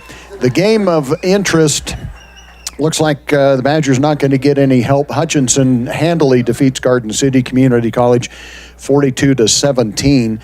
And the other scores probably not going to come in until after we have concluded. The big game that the Badgers keeping an eye on is Northwest Mississippi Community College playing at East Central Community College. That's going to determine probably the number 4 spot in that playoff. Yeah, Northwest wins that one, and they'll probably stay number 4. Snow would stay 5 or less, probably 5, and out of the playoffs. And then it's just whether they want to go to a bowl game or not. And they have been invited to a bowl game. Oh. And the Badgers wait and see on what happens with that. All right, Snow College basketball has gotten underway. As we mentioned in the pregame and during the course of this game, the men's team has been ranked moved up to number 7. Yeah. And they went on a road swing down in Arizona and picked up 4 big wins down there. And then they picked up a big win against Western Wyoming over in Price. And we'll be starting broadcasts, believe, just after Thanksgiving. For those. The women's team has started out very strong as well, and they are receiving votes in the rankings, which hasn't happened in a while for the women's team. Yeah, they kind of struggled last year, so that's neat. Good for them. A lot of injuries last year, so hopefully they can stay away from that injury bug. I'm putting you on the spot, Gary. Okay. How did soccer end up? Okay, so the men's... Or is it not over yet? It is over. Oh. The men's team ended up playing for the district championship against Arizona Western, and they lost in the second overtime. They gave up a goal and lost that one 2-1. Did not get an at-large bid. They were jumped over. The women's team also did not get an at-large bid. They were jumped over by a lesser-ranked team. So both those teams did not make it to the national tournament. That's too bad. Yeah, they both had good seasons. Volleyball as well had a good season. They hosted Eastern Arizona, the number 1 team out of Region 1, and they lost 3 games to 1. And so they did not make it to the national tournament either. Okay, we're going to take a pause here on the Snow College Halftime Show, give Greg a chance to look at the statistics, which were handed to us by Drayson Ball and Stockton Porter, and we'll have more on that. There's something for everyone at Snow College. Dive into the action and make unforgettable memories today. Experience the magic of live theater, maybe take in an art show, or connect with friends and family in a vibrant community atmosphere. Snow College is your community college. I'm Dr. Brandon Beck, and I'm one of the general surgeons at Central Valley Medical Center. One of the best parts of my job as a general surgeon is to interact with a wide variety of people, and many of those people have experienced chronic conditions or painful things for many years, and there is nothing better than helping them to work through those conditions and to have an improved quality of life. I'm happy to be back in Utah at Central Valley Medical Center serving the people in our community. CO Building Systems in Ephraim manufactures a complete line of pre-engineered metal buildings of all sizes. Plus, they are your headquarters for custom metal roof and wall panels for your home or business, including all trim and accessories. All of their roof and wall panels are available in several gauges and over 20 different colors. For a free cost estimate or more information, contact CO Building Systems in Ephraim, 800-262-5347. That's 800-262-5347. Online at cobuildings.com. My name's Jared Livingston. I grew up in Sanpete County, Utah. I remember going down to the feed company back in the little offices there, got my first loan through Utah Heritage Credit Union, and ever since then fell in love with the personal atmosphere that you get with a local credit union. Been there ever since I was a little kid to today, whether we're dealing with an auto loan or just cashing a check, they're right there every time we need them. I thought there was only one way to do college. I knew I needed training to set me up for a great career, but I didn't have 4 years. Snow helped me discover that college doesn't have to be about sitting in classes, counting down the hours. They showed me a way to get the edge I needed, and fast. The best part was with their low-cost programs and tuition assistance, I didn't have to go into debt. I was able to earn my certificate and start working right away. Snow College. This is college.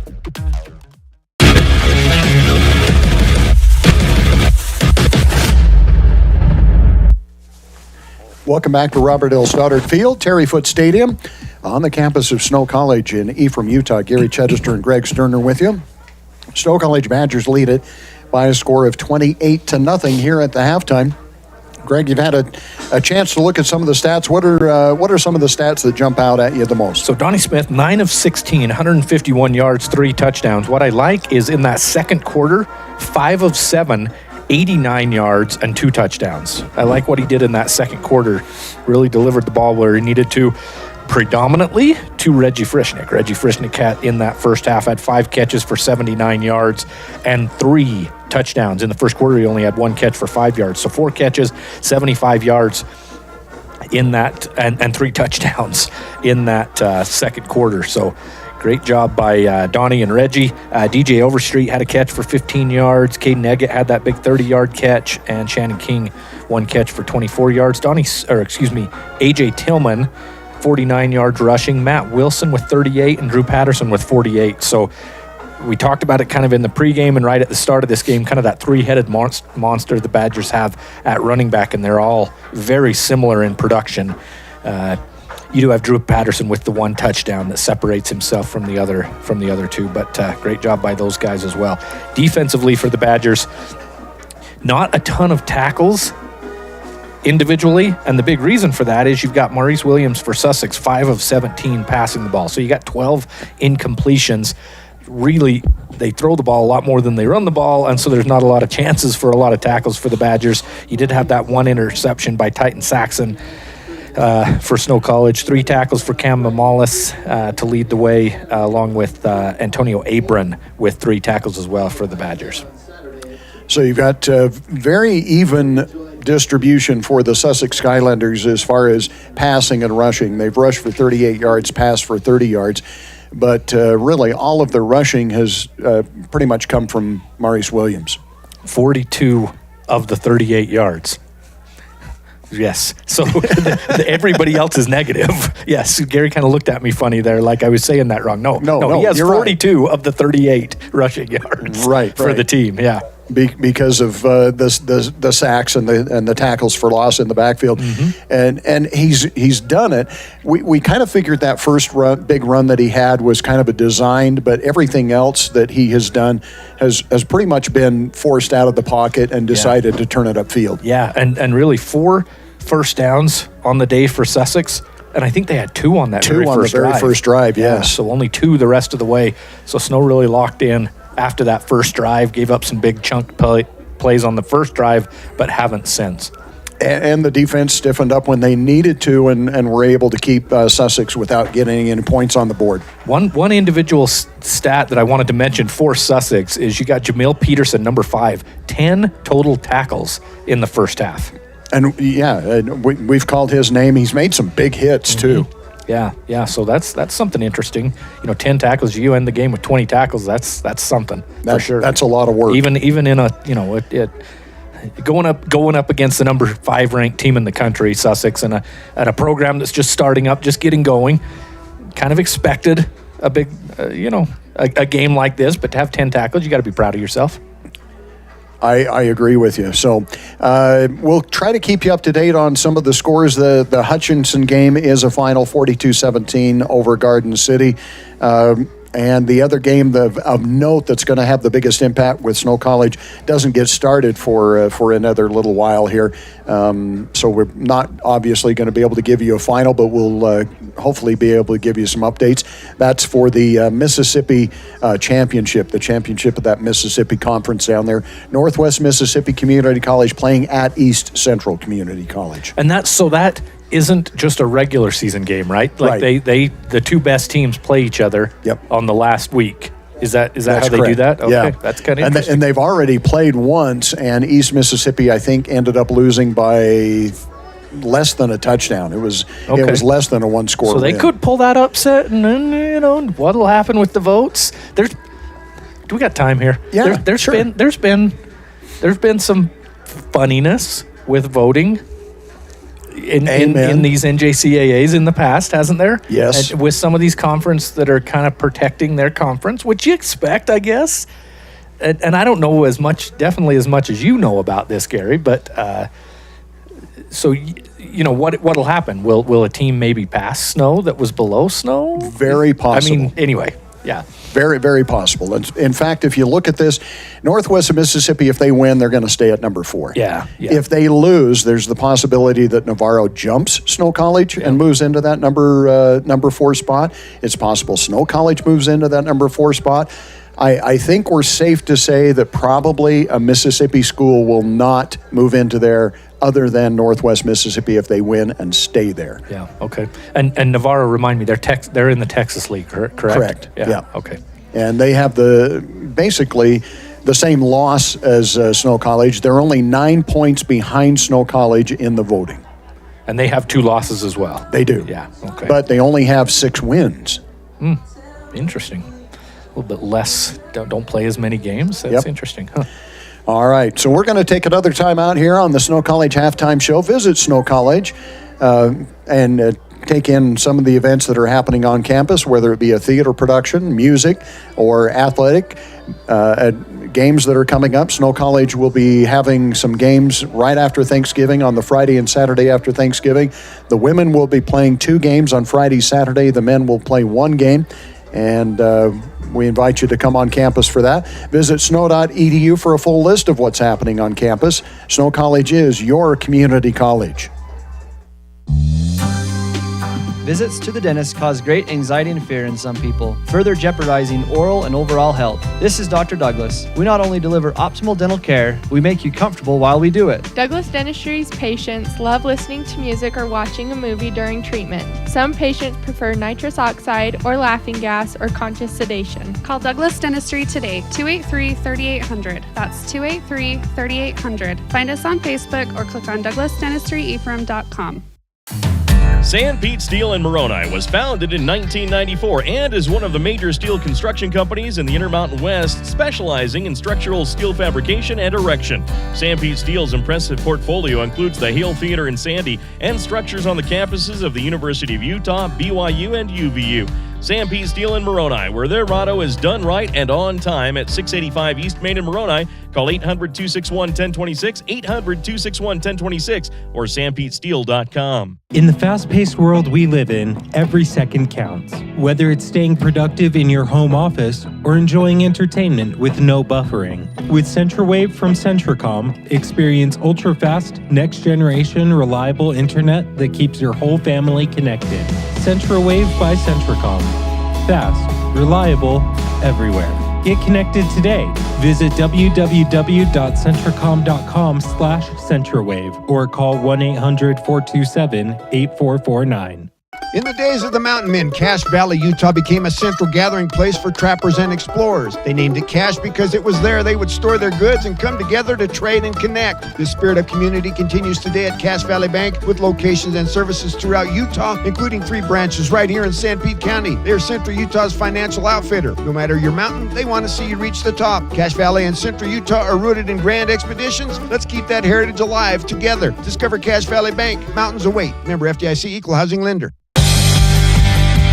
Little Caesars of Ephraim and Nephi have expanded to a 3rd location in Gunnison, inside Gunnison Sinclair. Hours Monday to Saturday, 10:30 a.m. to 9 p.m. Come enjoy classics like crazy bread, cheese, pepperoni, and 3 meat treat pizzas. Little Caesars also offers wings, dip, soda, and an awesome family meal deal, including 2 liters of soda, pepperoni or cheese pizza, and a crazy combo for just $9.99. Come enjoy one of the best deals in America. Little Caesars, Ephraim, Nephi, and Gunnison.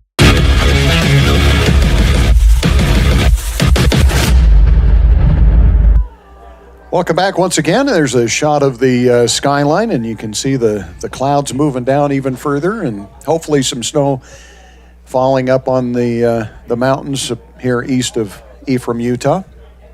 Haven't been up there for a while. Got to get up to the. Do we call it a cabin? Do you got to get up to? Maybe not your cabin. Cabin. The redneck cabin. Yeah. You call it a cabin? Okay, I just didn't know if it's a redneck cabin. It's a trailer under a roof. It would be a pretty sweet spot though, up on the skyline. It is the pretty up there. LaSalle Mountains. I love it up there. Yeah. But I'm not going to say anything about taking you up on the mountain. I don't know. I have tried. That's your own fault. It's my fault? No. I have invited Greg for a year and a half. There's a trail I think here. It's been more than that, but yeah. Probably 3 years. There's a trail that leads out of Manti called the Sheep Trail. You're always too busy. And Greg says he's lived here all of his life and he's never been up the Sheep Trail. Haven't gone up the Sheep Trail. So I have invited to take Greg up the Sheep Trail for decades now, and he has turned me down. I have to save up all my time off from being a hardworking banker to come and do these games with you, Gary. I can't. Is that an oxymoron? Hardworking banker. I'm joking. I've got several friends that are bankers. Bankers hear that all the time, so I no know. bankers would ever be offended. You can't go anywhere without hearing bankers hours. So, and there's something about bankers here in Sanpete County that they all have to drive Ford F-150s. You've said that, yeah. Haven't you noticed that? I've noticed it from a few of us. Nate Christensen has a Ford F-150. You have a Ford F-150. I think Ryan Anderson had one. There you go. Has a Ford F-150. Yeah. So I can't say all of Sanpete County, but Ephraim and Manti. Quite a few of us. Yeah, have Ford F-150s. 2 minutes of our halftime show spent on talking about going up the Sheep Trail in Manti. That is a fun trail. If you're tuning in from Sussex, you should come out here and go up the Sheep Trail. You come out here, I will take you up the Sheep Trail. If you come out from Sussex, all the way out from Sussex, I'll take you up the Sheep Trail. There you go.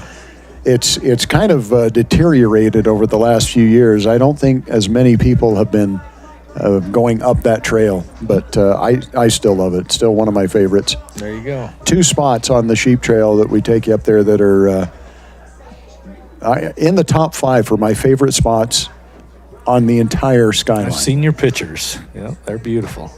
It's a great area. So the Badgers are going to kick it off here to start the second half, and Sussex will return and go from right to left across the radio dial here, south to north, in case you're wondering.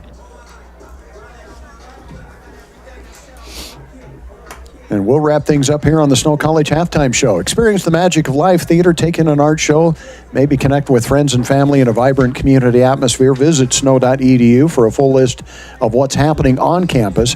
Snow College is your community college. Join Snow on campus to cheer on your favorite teams as well.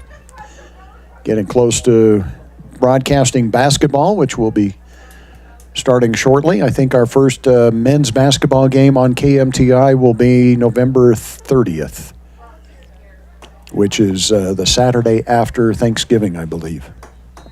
Isn't Thanksgiving on the 28th this year? Yep. So the Badgers getting set to kick off. Doing the kick duties will be Casey Kiesler.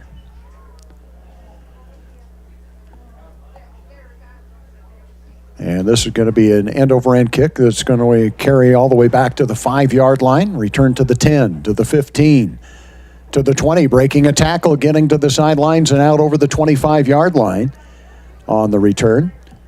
Tackled out there by the Badgers' Antonio Abram. Mentioned Antonio had quite a few tackles there in the first half. I think a lot of those were on special teams. He was leading the way. Just padding that stat even more. So the Skylanders will take over 1st and 10 to start this second half at their own 26-yard line. Williams at quarterback. In the backfield with him is Miguel Baldwin. Standing to his left. 2 wideouts left, 2 wideouts right. Pass over the middle is going to be caught. That's going to be enough for the first down. Out to the 41-yard line. On the reception is going to be Malik Baker. Good route that time, quick route. Not let those defensive linemen for the Badgers get in Maurice Williams' face. And just a quick route. The DB playing a little bit back off and delivered it where he needed to. First and 10 at the 41-yard line. One play, one first down. Same formation, 2 left, 2 right. Snap goes through the hands of Williams, and Williams goes back and covers it up back to the 31-yard line. Pressure back there by the Badgers tighten Saxton. Yeah, but now just playing way behind the sticks. And if you're Sussex, you haven't had much luck. You haven't had much luck on offense, period. But, adding another 10 yards to this doesn't help. It'll be 2nd and 20. The Skylanders have to get into Badger territory at the 49-yard line for a first down. Now it looks like the Skylanders not sure where they need to be. Williams is saying, come on, let's go. 5 seconds on the play clock. Williams back to pass. Throws over the middle. Got a man out there. Pass is caught. And they're going to pick up a big part of everything they lost and more out to the 49-yard line. It's going to be 3rd and 2. Yeah, Breon Dorsey with the catch that time from Williams. And yeah, about an 18-yard gain there. Quick passes again, similar to that first one, this left side of the field. And they may have found something that they like. Big 3rd down here for the Skylanders. Pistol formation as Miguel Baldwin behind Williams. Williams throws the out. Pass is caught, breaking a tackle down the sidelines. And now forced out of bounds by Cole Mickle. Not too often you see your defensive end pushing the receiver out of bounds 20 yards down the field. Cole doesn't quit, does he? No, he does not. Malik Baker with a good catch that time for Sussex. And they've, again, I mentioned it a couple of times, they found something here with the quick passes. We'll see if the Badgers maybe tighten up those defensive backs, get into a little bit more of a bump coverage to take away those quick passes.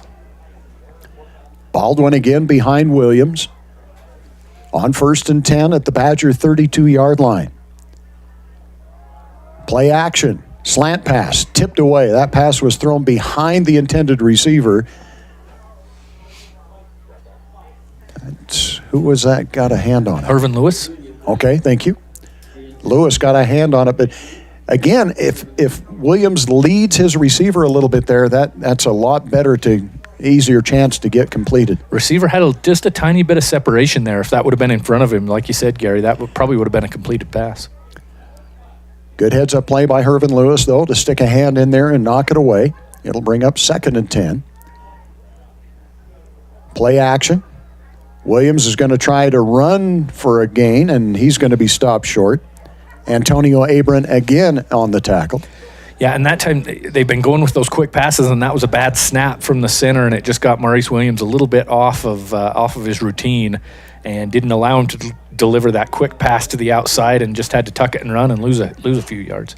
Or no, did they get right back to the line of scrimmage? Just back to the line of scrimmage. There you go. 3rd and 10.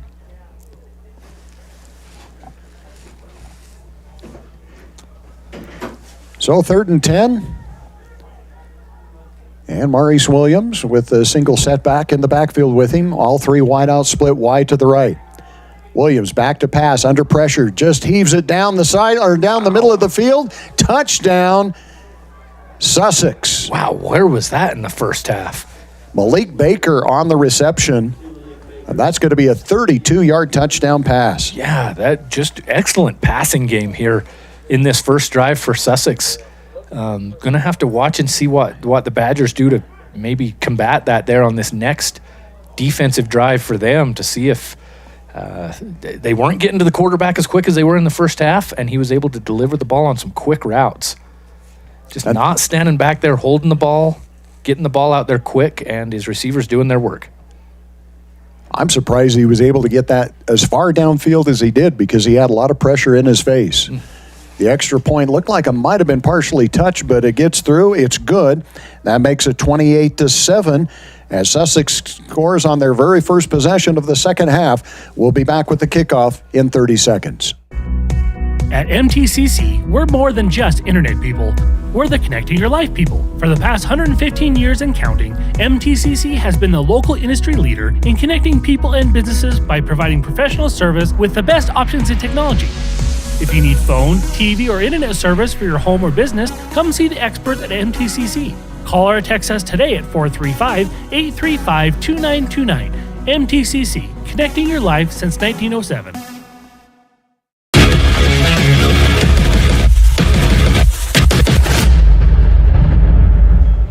One of the reasons I love football, Greg, is the start of the second half and to see what teams do for adjustments. And it looked like Sussex has made some really good adjustments as they take that first possession of the second half, march it right down the field, starting at their own 26-yard line, cap it off with a 32-yard touchdown pass from Williams to Baker. And we've got a game again, 28-7. Maurice Williams, 5 of 17 for 30 yards and an interception in the first half. And then looked like an all-star out there on that drive right there. Yeah, great adjustments for Sussex. Shannon King with the reception at the 12-yard line, right up the right sidelines here, and he's going to get out to the 40 and taken down near the, what are they going to mark it, 38, 39-yard line? Mark it at the 39. The Badgers will take over 1st and 10 and their first possession here of the second half. Maybe not the worst thing for the Badgers. Give up an offensive drive like that. Maybe light a little fire under them here. They've had a lot of these games that are 50, 60, 70, even 80-0. So it's good to have a little competition here. I like it. Hand off to Tillman. A.J. Tillman, left side of the formation, and he picks up 1 yard is all. And he's taken down there. Sussex showing some life. They're not going to roll over and give this one to the Badgers. Badgers make some subs and go with 2 wideouts left, 2 wideouts right.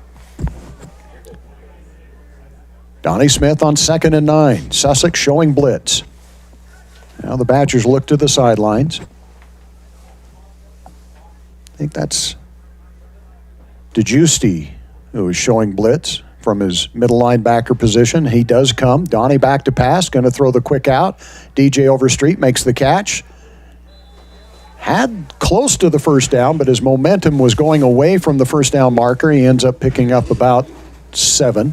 It'll bring up 3rd and 3. Then Adrian Martinez, a good open field tackle there. DJ Overstreet created a little separation by backing up like that and wanted to give a little juke move, try and make something happen up the sideline, but Martinez wasn't having any of that.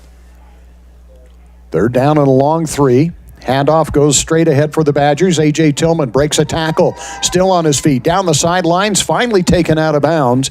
As he gets inside the 40, mark him down at the 37-yard line. Another Douglas Dentistry first down. Great blocking on that right side that time for the Badgers. We had a 55 that I was going to give a shout-out to, and I don't have that number. It's just a blank one on our roster here, but good run there by A.J. Tillman. Give the Badgers new life with the new first down.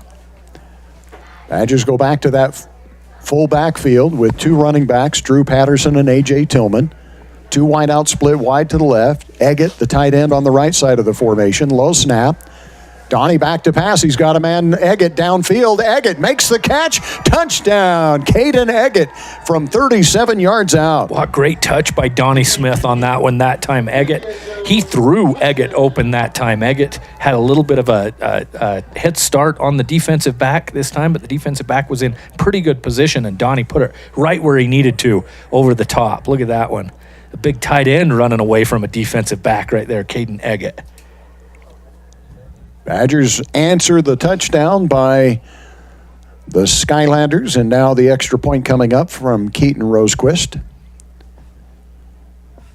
Out of the hold by Brevin Balser. Snap is good, the placement's good, the kick is up, and the kick is good. No, it's no good. Missed it. So the Badgers unable to get the extra point here. That'll keep the score 34-7. We'll be back with the kickoff right after this. We are all part of a team. Whether you are the quiet hero or the newest recruit, the steady anchor or the moral support, your team needs you. At Intermountain Health, San Pete Valley Hospital, we want to be part of your team. Partner with us on your health and continue to be a game changer for your teammates.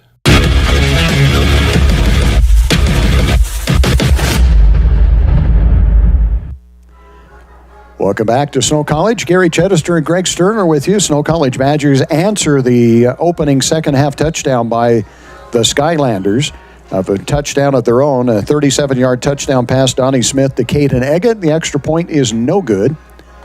And the Badgers will kick it off here. Skylanders back deep to receive. This one's going to carry back to about the 6-yard line, to the 15, the 20, the 25, over the 25, and mark them down at about the 27-yard line. Maurice Williams? No, that's the quarterback. So it must have been Kai Hodge back there, the defensive back with the return that time. Badgers just barely got a hand on him. He might have had a little bit of room if they wouldn't have got right there. If you see that one hand on him, who was that came up with it? 26? Did I have a 26 maybe? No, it wouldn't have been A.J. Tillman. You can get that number for the Badgers, but anyway, might have had a little bit of room in front of him if wouldn't have had that one hand on him. I think he felt like he could have gone a little bit further. He got up and acted like that, didn't he? Yeah. Williams in shotgun, play action. Pass on a slant route is going to be caught.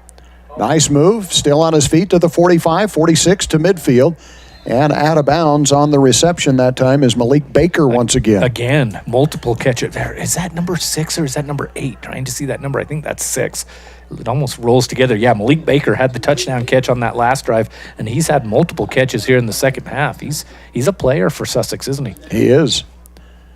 Coming out of the game now. And Williams has looked just like an all-star here in the second half. Putting it on the numbers. Even under pressure, he's been able to find his receivers and hitting them in stride. 1st and 10, Sussex right back into Badger territory at the 46-yard line. They try to go back to the run, and this one is not going to go very far for Miguel Baldwin. I guess you got to run to keep a defense honest. But the way the passing game's been working for Sussex, I'd be surprised if you see them run the ball on these next 2 plays to try and get this first down. No gain. It'll be 2nd and 10 at the Badger 46-yard line. Badgers with some substitutions on that defensive line, but they've still been able to put some pressure on Williams, but he's just been able to have enough time to find a receiver. Here comes the Badgers on a blitz. Handoff is going to go back to Baldwin. Baldwin's going to get forward for a gain of 5 to the 41-yard line. So they do run it on the next down, so don't call me a defensive coordinator. But, yeah, pretty good run there. Pretty good pickup, 5 yards on 2nd down. Ibrahim Barry has checked in, and he'll come split wide to the left for the Skylanders. 3rd down and 5 from the 41-yard line. Williams back to pass, quick slant, tipped up in the air, and almost intercepted. Irvin Lewis had a chance at that. Yeah, say Malik Baker again, the intended receiver. Didn't look like Maurice Williams got a good hold on the ball. He just got rid of that one quick. You can tell his coaches has told him, we don't want you holding that ball. Get it to your first read, get it out of there. And that one just a little outside the hands of Baker. So the Skylanders going to go for it here on 4th and 5 from the Badger 41-yard line. And you're right, that first read, he's not going through any progressions. Looks to the left, has to pump fake. Now he's going to run for it. And Williams is going to go out of bounds and pick up the first down, does it with his feet. Who was that came through first and got the pressure on him? We'll see it on the replay here. I missed it. But a big first down here for the Skylanders, picking up the first down on 4th and, what was it, 4th and 5? Yeah, about 4th and 5. Mm-hmm.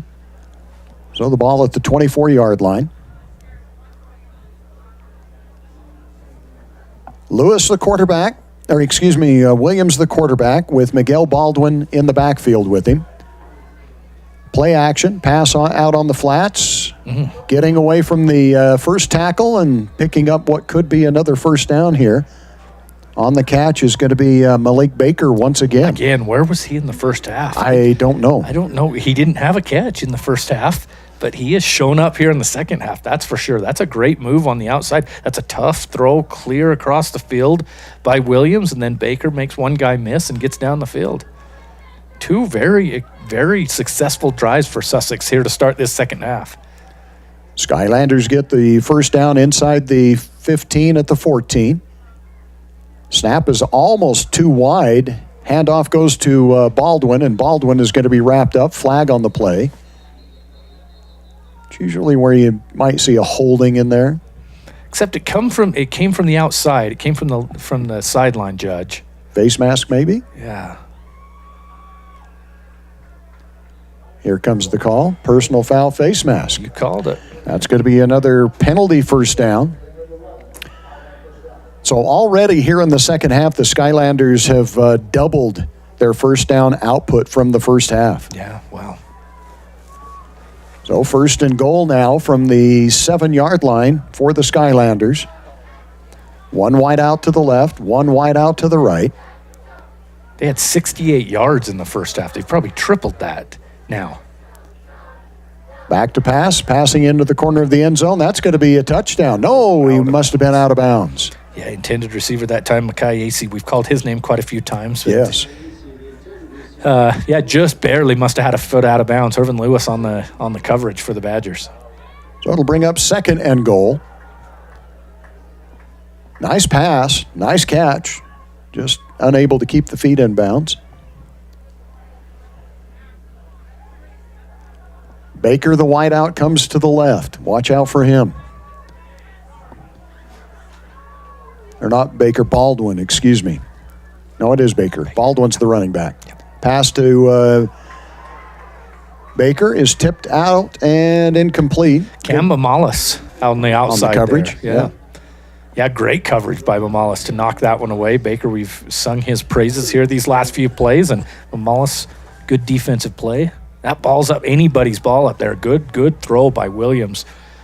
Better defensive play by the Badgers. And now Baker's going to go out. So Baldwin will be to the left of Williams. One wide out, split wide to the left. 5:43 remaining here in the third quarter. Same pass, same location, just a different receiver intended out there for Brian Dorsey. And that's going to be too tall, incomplete. Badgers got some pressure again. Jet Solomon into the backfield. Fourth down, I assume you're going to go for it. Down 34-7 here. Try to get another 6 on the board. And if you're Sussex. And they are going to go for it here. Clock has stopped at 5:39. Wind blowing a little bit, which makes it even colder. The 35 temperature was the predicted high for today, did not include a wind chill.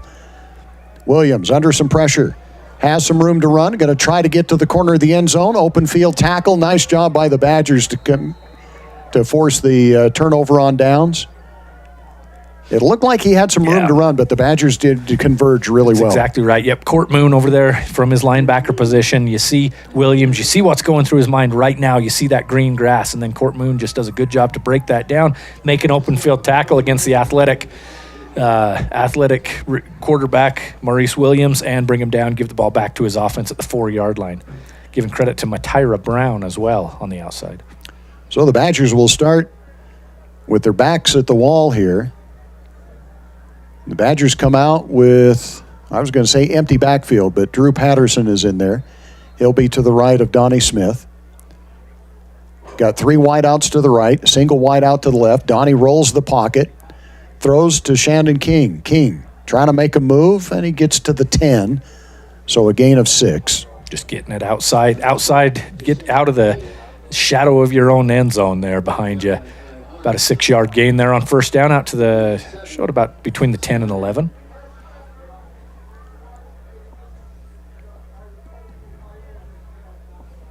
Badgers go with 2 wideouts, split wide to the left, a single wide out to the right. Drew Patterson in the backfield. Donnie back to pass, a little crossing route underneath. That's going to be enough for the first down and a little bit more. Mikel Paiva on the reception. Gets a Douglas Dentistry first down and moves the chains out to the 29-yard line. Send a couple of receivers outside of Paiva on a little bit deeper routes, and then just drag him across the middle, wide open. Just got to deliver it to him, let him run. That's what Donnie did.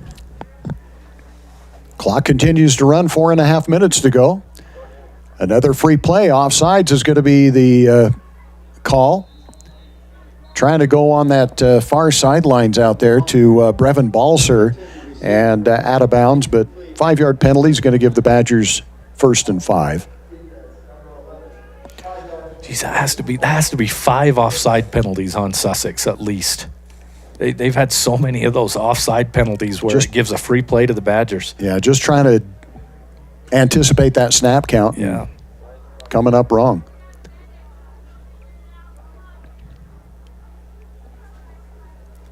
So 1st and 5 for the Badgers, now out to the 34-yard line.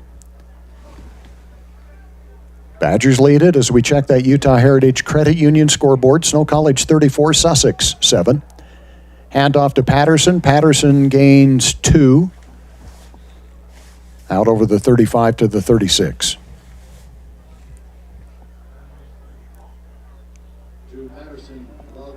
So probably not going to see Reggie Frischnick the rest of the way.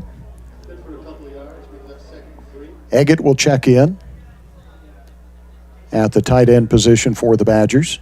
And Reggie does have those 3 touchdowns. We'll add to that. Okay. And you might see him. You never know with Coach Erickson. That is true. Yeah, might just be a drive, giving Balzer a drive here. 2nd and 3. Long snap count. Donnie takes it, hands it off to Patterson. Patterson not even touched. He's at the 50, the 45, the 40, the 35, the 30, and taken down near the 25-yard line. Now they're going to mark it at the 27. George Dragovich out there, number 54, setting that edge. Look at this. You could have drove a truck through this hole for Drew Patterson on the right side. Great blocking by the Badgers. So the Badgers pick up another Douglas Dentistry first down, and they get into Skylander territory, mark it at the 27-yard line. Drew Patterson still in at their running back. Donnie looks to the sidelines. 2 wideouts to the left, a single wideout to the right for the Badgers. Donnie back to pass, goes over the middle, got a man open, the tight end Eggett, and Eggett is going to be enough for the first down, very close. Yep, they're going to give it to him. Wondered if he had a knee down there right as he caught that, but it doesn't look like he did. Got a couple extra yards to get that first down. And we've complimented Sussex for their quick passing game. That's a quick one by Donnie. Just a quick read, see your tight end just sit down over the middle and get enough for a first down. Low snap, Donnie picks it up, under pressure, and he's going to go down. I think the Badgers thought there was another offsides that time. It looked like one of the Sussex defenders jumped early. Almost like the snap came and nobody on the offensive line moved, which gave the Skylanders time to come through. That's going to be a loss of 7 all the way back to the 25-yard line. So 2nd and 17. 1 wide out, split wide to the right. That's Shandon King. 2 wide out, split wide to the left on 2nd down. Donnie Smith with 5 seconds on the play clock. Takes the snap, looks downfield to the right, throws to the right. Little comeback for Shandon King. Does he catch it? Yeah, they say yes. They're going to give it to him. They're going to mark it at the 12-yard line, so a big chunk of that gets picked up once again. It's going to bring up 3rd and about 4. Yeah. Donnie just got that out where he needed to. Low throw, and Shandon had a couple of drops in that first half. You and I were kind of hard on him. That made up for it right there. That was a tough one. Nice catch. Yeah. Patterson and A.J. Tillman in the backfield on 3rd and 4. Hand off to Patterson. Patterson breaks through the line, picks up the first down, wants the touchdown, fights for it. He's inside the 5. And another Douglas Dentistry first down. Douglas Dentistry in Ephraim should be your first choice in dentistry and oral health care. Derek Burton, the offensive lineman, they're really liking that right side of the offensive line, aren't they, the Badgers? Yeah. And they've been pulling that left guard quite a bit as well. Yep. That's Derek Burton coming from that left side. Here he comes again. Yep. We both saw it. Yep. And there's the touchdown by Drew Patterson, and credit Burton.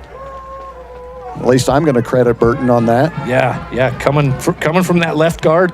and setting that last block to get Drew Patterson into the end zone, 2-yard touchdown, his second of the day. Sixth of the season? I'm going to pull that up. I think he had 4 coming into this one. With just 33.7 seconds remaining here in the third quarter.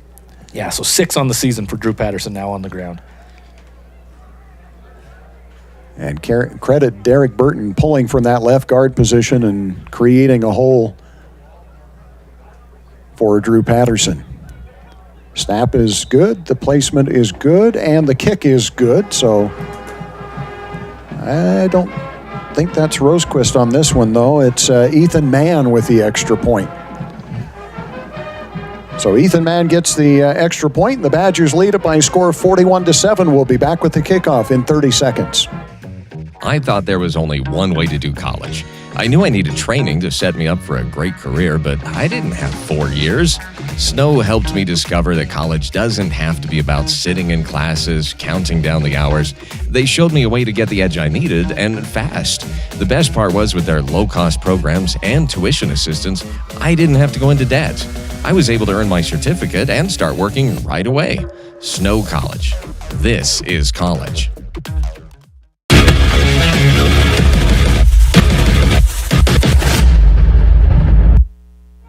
Welcome back once again to Terry Foote Stadium and Robert L. Stoddard Field. Gary Chedester and Greg Sterner with you on the Snow College campus as the Badgers lead it by a score of 41-7 now.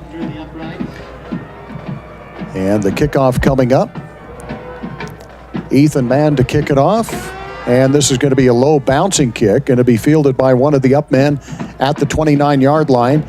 Hit as he gets to the 34 and push back.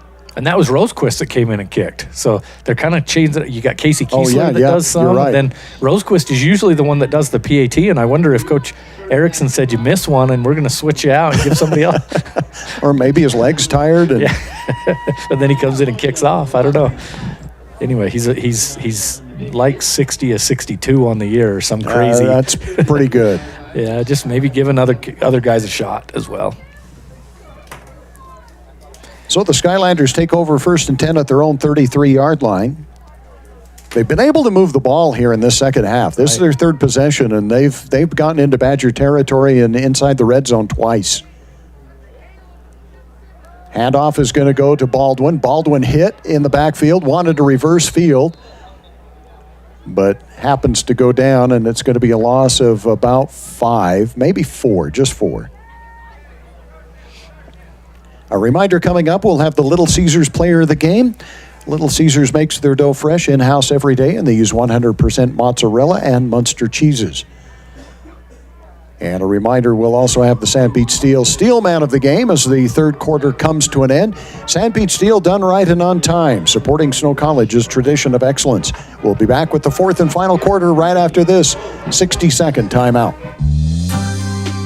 Visits to the dentist cause great anxiety and fear in some people, further jeopardizing oral and overall health. This is Dr. Douglas. We not only deliver optimal dental care, we make you comfortable while we do it. Douglas Dentistry's patients love listening to music or watching a movie during treatment. Some patients prefer nitrous oxide or laughing gas or conscious sedation. Call Douglas Dentistry today, 283-3800. That's 283-3800. Find us on Facebook or click on douglasdentistryephrem.com.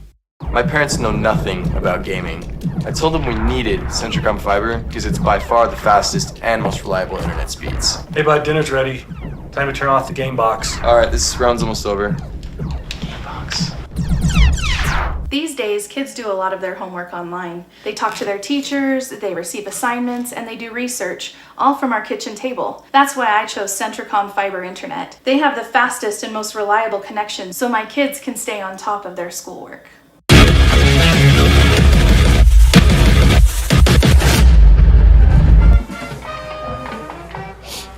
And we're set to start the fourth quarter.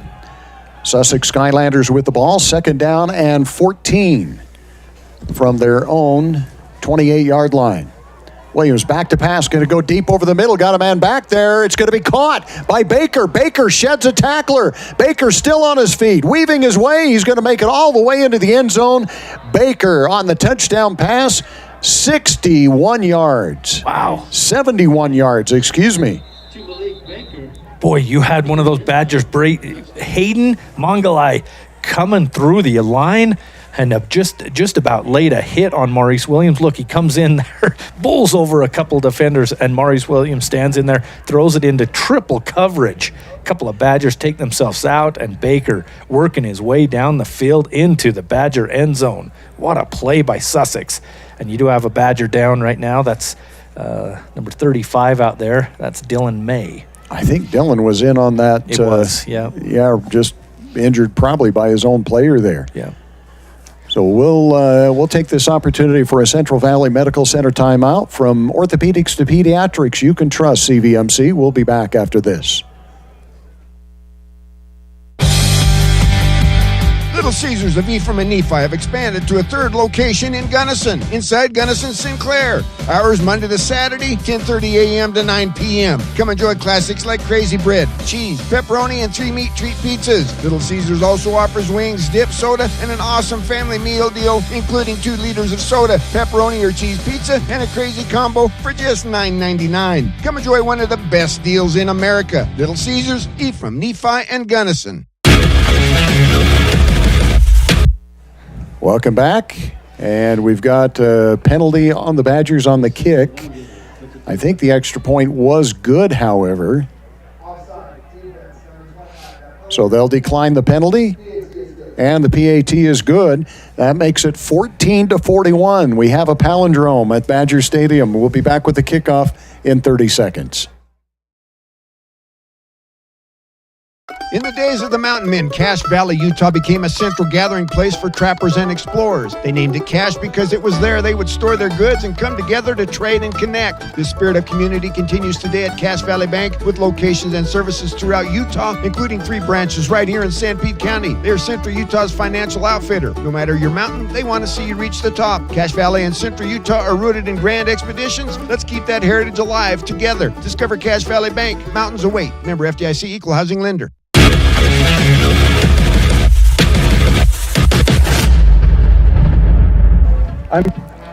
Welcome back once again to Snow College in Ephraim, Utah. Gary Chedester and Greg Sterner, where the Sussex Skylanders have put another touchdown, an extra point on the board, and now trail at 41-14 to the Snow College Badgers. Kickoff coming up here. This doesn't mean much in the grand scheme of things because it's the final score that matters. But this half, it's 14-13 for the Skylanders. And they try an onside kick and just about got it. Almost had it. They had it in their hands. Really should have had it. Yeah, and did not control it before it went out of bounds. And I don't know if the Badgers just didn't know they were going to try that, or it looked like they had guys up there in position, but maybe not the hands team necessarily. So fortunately for the Badgers, it goes out of bounds, and they'll have good field position here at the Sussex 48-yard line. Yeah, why not give it a shot there if you're Sussex? Yeah. Nothing to lose. I mean, well, and this team's been a different team in the second half. They have. Would have been easy to quit, down 28-0. Yeah. It's cold. We see that from teams that come into Ephraim that get down big. We see it all the time. They get chippy, and Badgers trying to go quickly here, and the one of the officials trying to keep the Badgers from snapping the ball. We've still got 2 officials talking over on the sidelines.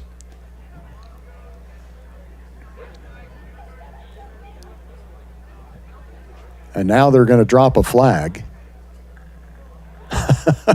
That's interesting. No flag was thrown on the kickoff.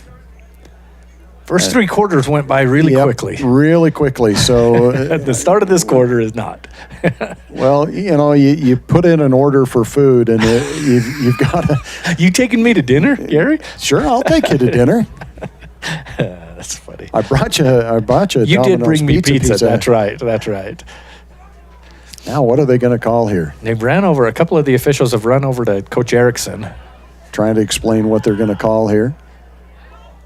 Now, they still haven't made up their mind. Everybody wants to talk about this.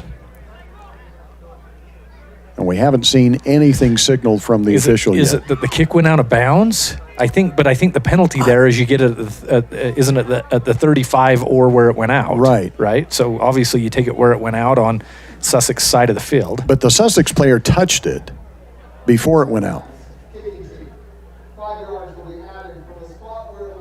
Okay, so you can add 5 yards to it. That's what it was. So I thought he touched it after it went the 10 yards and then it went out of bounds. Well, okay. Okay, so it should be 1st and 10, not 1st and 5. They haven't moved all the chains. Yeah. There they go. Okay. So the Badgers hand it off to A.J. Tillman. Tillman breaks a tackle. Tillman is going to pick up about 5 yards, maybe 6. So the Badgers actually take over possession at the 43-yard line, not the 48. That's kind of interesting. The Badgers almost got a play off before they were able to talk about it and assess the penalty. 2nd down and 3, gain of 7 on that carry by A.J. Tillman. You got Brevin Balser split wide to the left, DJ Overstreet in the slot to the left, Chandon King wide to the right. Hand off to Patterson. Patterson almost acted like he didn't have the ball and then scurries forward for a gain of a yard. He's a little slow getting up out there as well, Drew. And yeah, they're calling the official or the team, the doctors over to check him out. Is that him that's down, Spencer Mack? Yeah, Spencer Mack. Yep, it is. It's Drew Patterson who is very slow getting up. All right, we'll take this opportunity for a timeout. We'll be back after this Central Valley Medical Center timeout. From orthopedics to pediatrics, you can trust CVMC. I'm J.L. Larson. And I'm Sarah Larson.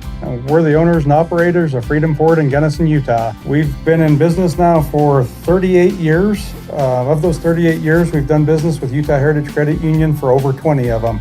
Even our kids have savings accounts there. Utah Heritage is a great staple to Sanpete County. Homegrown credit union here that has helped, I believe, thousands of families throughout the valleys.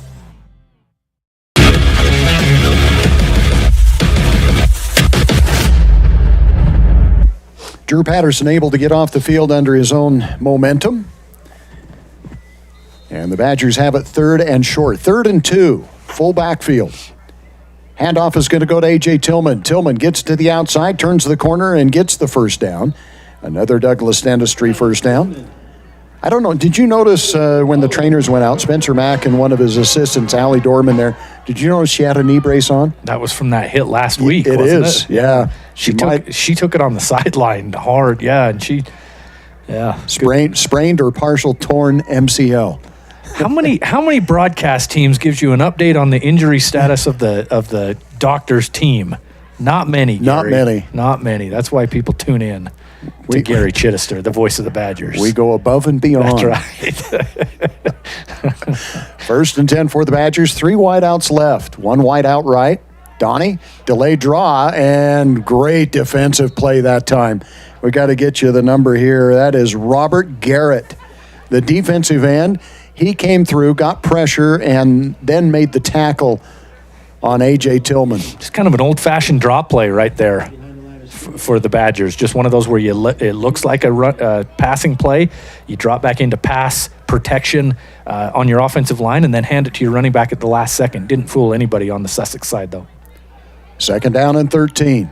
Donnie back to pass under some pressure, and he's going to go down. Another great defensive play by the Skylanders. That's going to be Omar Benning on the sack. 2 really good plays. That's 56 out there, and we don't have a 50. That's why I said Omar Benning. Yeah. 55, but you're right. It is 56, and we don't have one. Big player. Good play there. Just really gobbled up Donnie Smith in the backfield. Empty backfield here on 3rd and 19. Long play count here. Down to 5 seconds on the play clock. 3, 2, 1. The Badgers going to take a delay of game. Wow. So the Badgers going to move it back another 5. So instead of 3rd and 19, it's going to be 3rd and 24. Not the way you want to answer after the Skylanders got a touchdown. Another touchdown on the board. Empty backfield, 3 wideouts left, 2 wideouts right for Donnie Smith. Donnie back to pass, has time, steps up, goes over the middle, got DJ Overstreet. DJ's got to hurry to get to the first down. He does not. He's close. He is close. He got almost all of it back, taken down at the 25-yard line. Nice tackle from behind by Jamil Peterson. God, we've mentioned his name a lot. Yeah, we have. Got all the way down to the 25-yard line. They're going to go for it on fourth. Need about 3 yards here. Checking in for the Badgers. Easton Bretzing at running back, along with A.J. Tillman. On fourth and call it a long 3 here. Shandon King in motion. And he'll set up in the slot to the left, down to 2 on the play clock. The Badgers get it away. Hand off to Bretzing. Bretzing's got the first down. He's to the 20, so the Badgers convert on 4th and short. Yeah, he's that new kind of fourth running back for the Badger. Drew Patterson comes out of the game, and Easton Bretzing comes in, does good things on the right side of the offensive line. Gets another Badger first down after, what was that, 3rd and 24? Yeah. So the Badgers right at the edge of the red zone here at the 20-yard line, 1st and 10. Badgers have really run that play clock down here on this drive. Yeah. 3 wideouts to the left. Man in motion. Now back the other way. Hand off to A.J. Tillman. Tillman taken down right at the line of scrimmage. No gain. And that was that 55 that you called earlier. Omer Benning from his defensive end position just crashed down and read that well and didn't fall for the fake to the outside and hit Tillman. Now we got another Badger down on the ground. Is that A.J.? Oh, hate to see it at this point of the game. Any injuries at all, but it's cold. And maybe that can happen. Hopefully this is a cramp and not anything serious. We'll take this opportunity for a timeout. Another Central Valley Medical Center timeout from orthopedics to pediatrics. You can trust CVMC with 10 minutes and 5 seconds remaining. In the fourth quarter, Badgers lead at 41-14.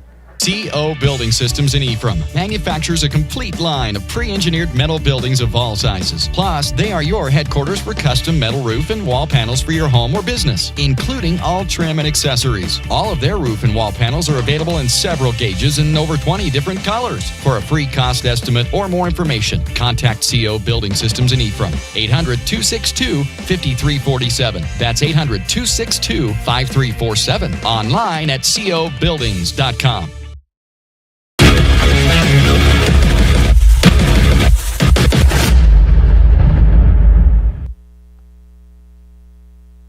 Welcome back. That's a good sight to see A.J. Tillman able to get off the side of the field under his own momentum and make it to the sideline. 2nd down and 10 for the Badgers.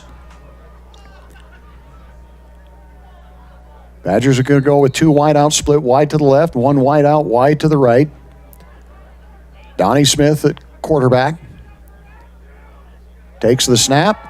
Steps up in the pocket, has some room to run if he wants to. Throws at the last second, and touchdown, Shandon King. Wow. Directs traffic back there. Donnie Smith steps up in the pocket around those defensive ends that had crashed hard. Steps up over to the right, directs some traffic with his left hand, throws it into double coverage, and Shandon King comes down with it.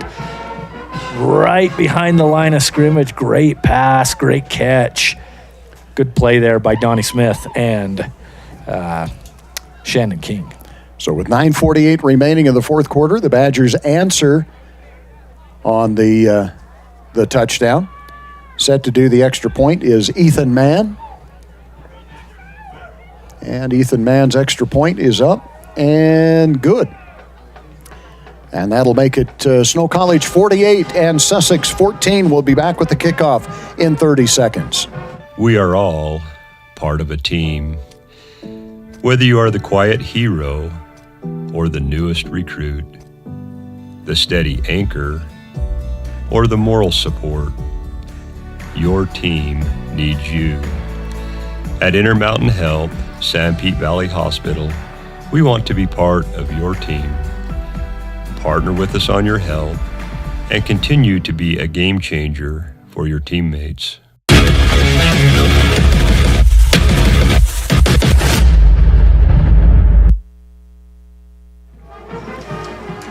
Gary Chedester and Greg Sterner with you in Ephraim, Utah on the Snow College campus, where the Badgers have just answered a 48-14 score now. And getting set to do the kickoff duties for Snow College is Casey Kiesler.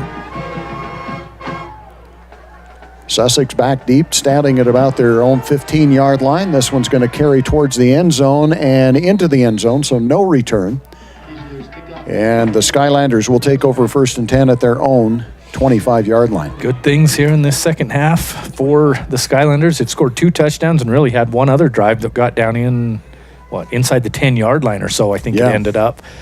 Just wasn't able to punch it into the end zone, but see if they can build off of that last 71-yard touchdown catch to Malik Baker from Maurice Williams. Great play there to start the fourth quarter. Let's see if they can do some of that again. Biggest play of the game by far. Yeah. So Williams will line up with Baldwin in the backfield. Baldwin runs out in a pass route. That pass is going to be tipped away, intended for number 17, Darren Tyson. Jet Solomon, good defense there. Just stayed behind the receiver. No pass interference, no reaching around or anything like that. Just wait till the ball comes and then tip it away. That stops the clock with 9:43 remaining here in the fourth quarter.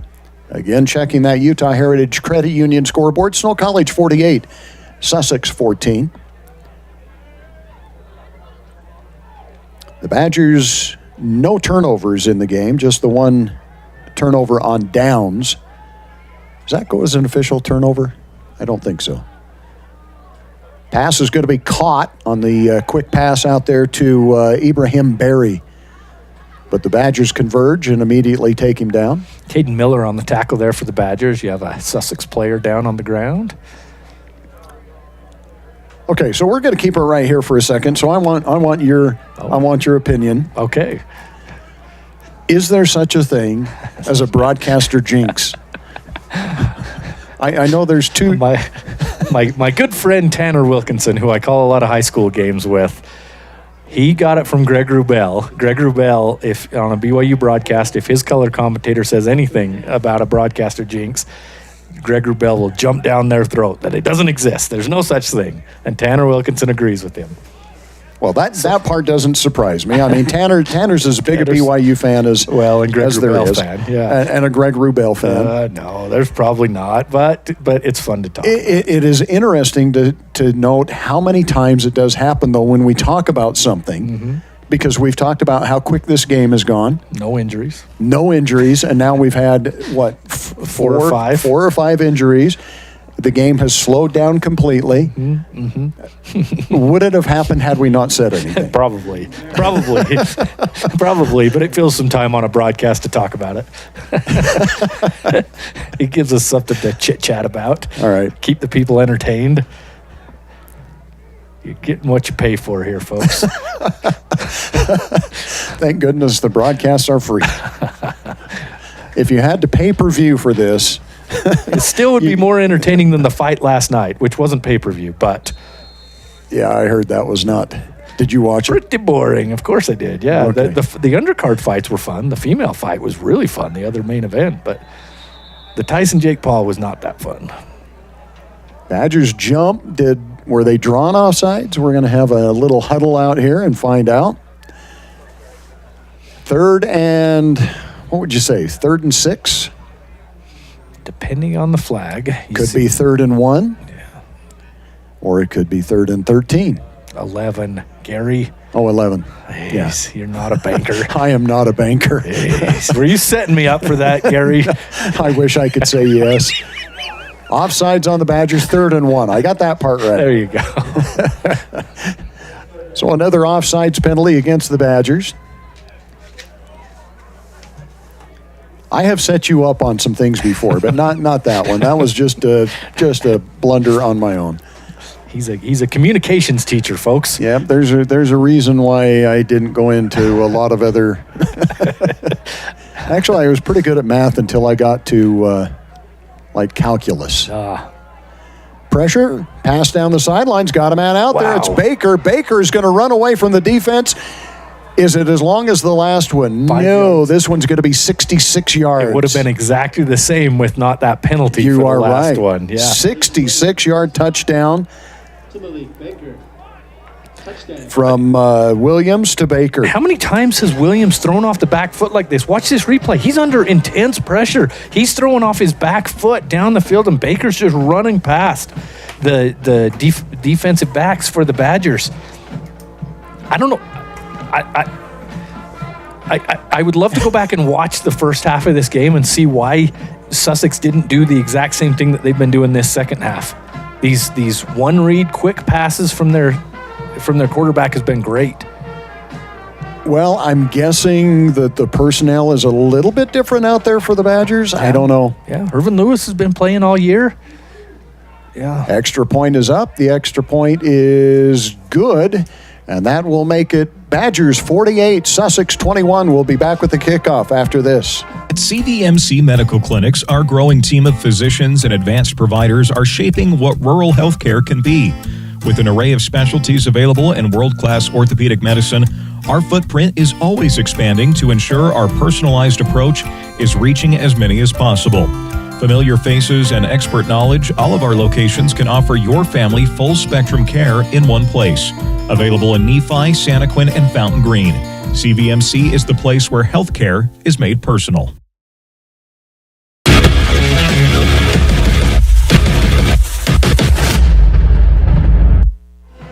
Welcome back.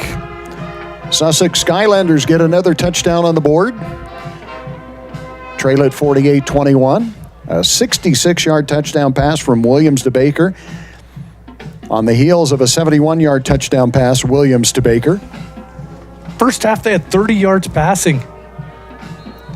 On 2 passes in this fourth quarter, they've had 135. And I think they got the onside kick. Or did Cole Mickle cover that? I think Cole Mickle came up and got that one, yeah. Good job by Cole Mickle. One thing, and I'm glad he got that. One thing that onside kick, they need to be, I don't know, trained a little bit better. You don't have to wait for it to go the 10 yards to recover fall on it if you want to. Yeah. Cole Mickle played tight end in high school. He was a great tight end for the North Sanpete Hawks. Showed some ball skills there. Another injured Sussex player.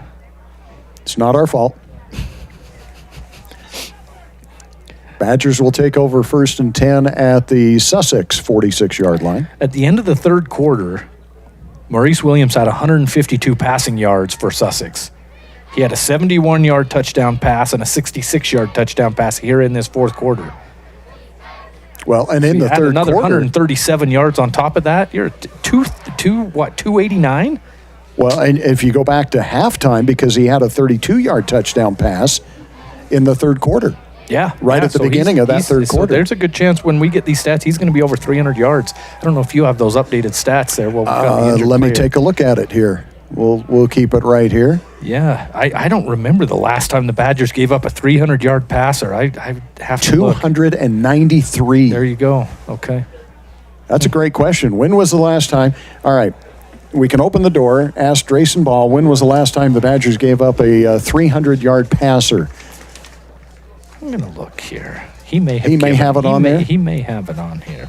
He does a good job with the game notes. We'll see if we can find that. So the Badgers have the ball 1st and 10 at the Sussex 46-yard line. Badgers go with 2 wideouts, wide to the left, 1 to the right. Donnie Smith back to pass. Steps up in the pocket, goes over the middle, got a man out there. Pass is going to be caught. That's enough for the first down. On the catch is going to be Brevin Balzer. And so that will be another Douglas Dentistry first down. So last week against Monroe, Donnie had 300 yards. Okay. New Mexico Military had 384. Jake South 2 weeks ago. Okay. And that's not a game that I went to, so... But I listened to you call that, but 384 yards passing against New Mexico Military. And most of that was in the second half. There you go. 1st and 10 for the Badgers at the 30. Donnie back to pass. Throws. Got a man open on a little drag route underneath. Is that...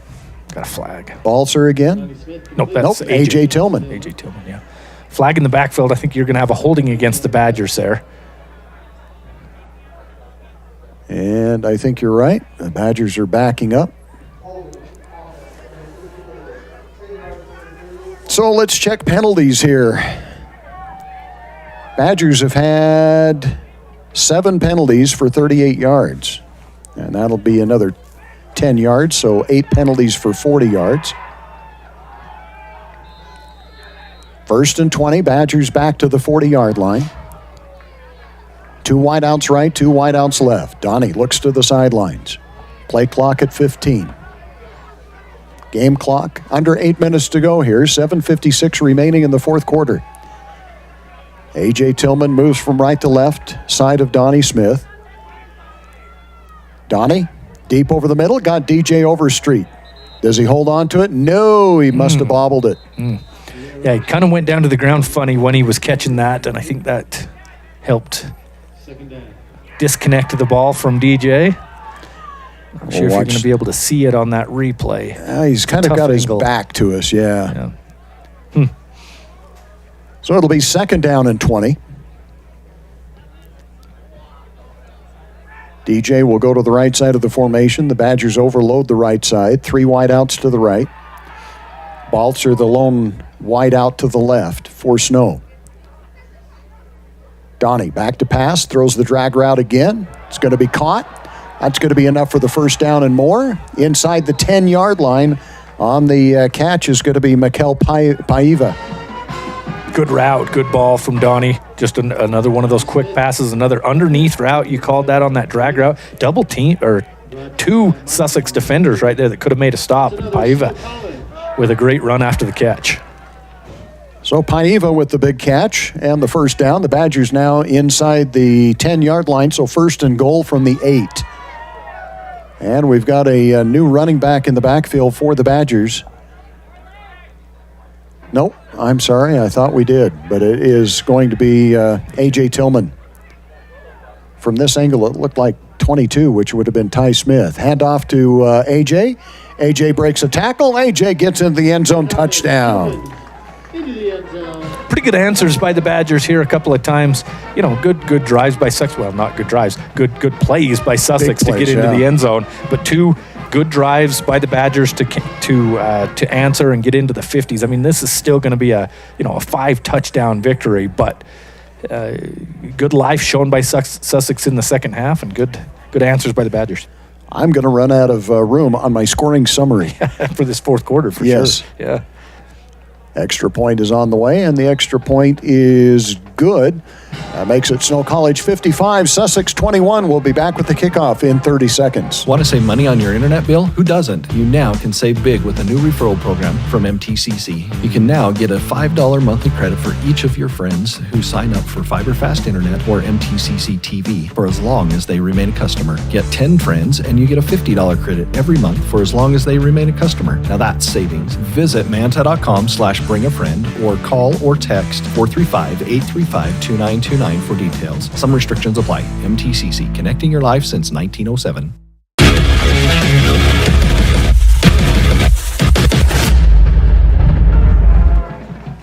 Gary Chedester and Greg Sterner with you at E from Utah on the campus of Snow College. And you brought up the fight last night. This has turned into a real battle here. Yeah. These two teams have gone back and forth here.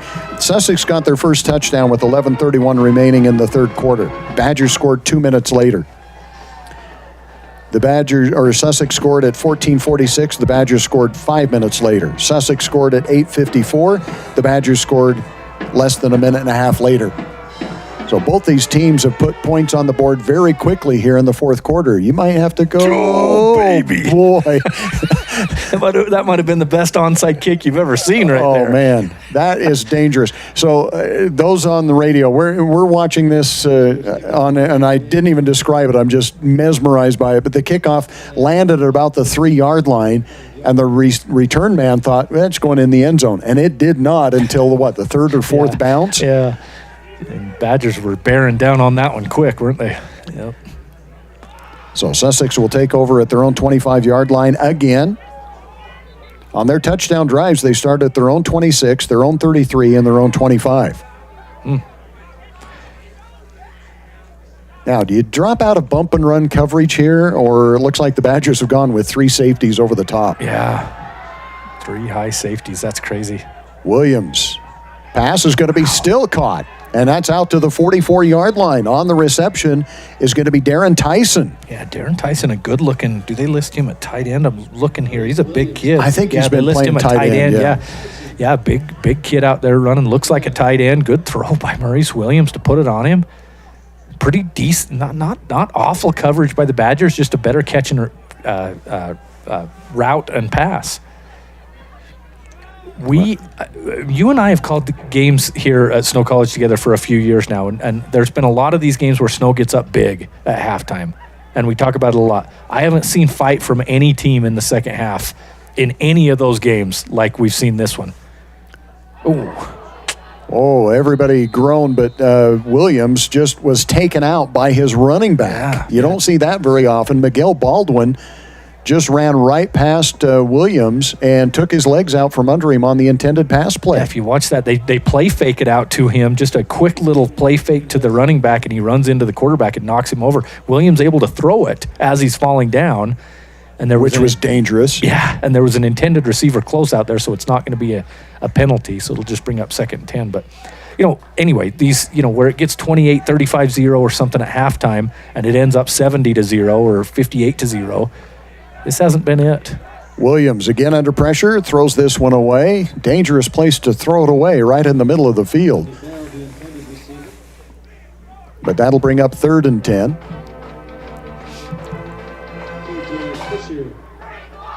I will hand it to the Sussex players. They're still enjoying themselves out there. You see a couple of offensive linemen out there kind of joking around with each other. They've been dancing to the band, and it's funny. 3rd and 10. 2 wideouts left, 2 wideouts right for the Skylanders. Williams under some pressure. Scrambles out of the pocket. Cole Mickle from behind trying to catch him. Williams runs away from him, slides. Where are they going to mark it? Because he started to slide short of the first down. But then did he get hit in the head as he's sliding? And there's no penalty flag out there. There's one in the backfield back here. Is that going to come back with holding? Yeah, but it looked like the Badgers might have tackled him a little bit high as he was sliding, but no penalty comes out. So no penalty flag. So that is going to be holding. So instead of 4th and about 2, where they ended up marking that, it's going to be 3rd and 20. Nice scramble once again by Williams. He's done a lot of damage with his legs. In fact, he is the leading rusher. 9 carries, 71 yards for a net of 52. He's averaged 5.8 yards per carry. And he's going to go, and he's over 300 yards passing now as well. Right. So big 3rd down here. Badgers show blitz. Now they back off. Williams going to throw the quick pass out in the flats. And they're going to gain some of those yards back, but still be way short. Dallin Sweat in there on the tackle for the Badgers. Another Manti High School product.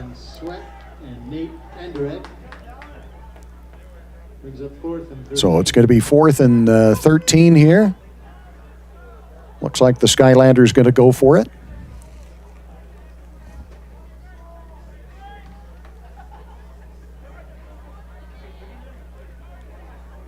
So 4th and 13, empty backfield for Williams. First time in a while we've seen a completely empty backfield. Pressure's going to be almost picked off by Dallin Sweat. It goes right through his hands. He's going to regret that. Yeah, Dallin wanted that one. He would have had some room in front of him. I wanted that as well. Yeah. I think there's probably another old guy down here in the stands that wanted that. We got Glenn Bear down here. He's Dallin's biggest fan. Dallin's grandpa, Glenn Bear. We've known him for years. Glenn Bear. Yeah. I told you. Local legend. He bumped into... bumped into Chuck Norris? Bumped into Chuck Norris, and Chuck Norris apologized. The local legend, Glenn Bear, that's for sure. So the Badgers take over on downs, 1st and 10. That'll be at the Sussex 41-yard line. Badgers with 4:41 remaining here.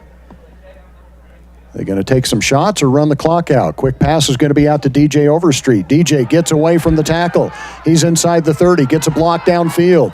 One man to beat. Nice move by DJ Overstreet. He's in the end zone. Touchdown, Snow College.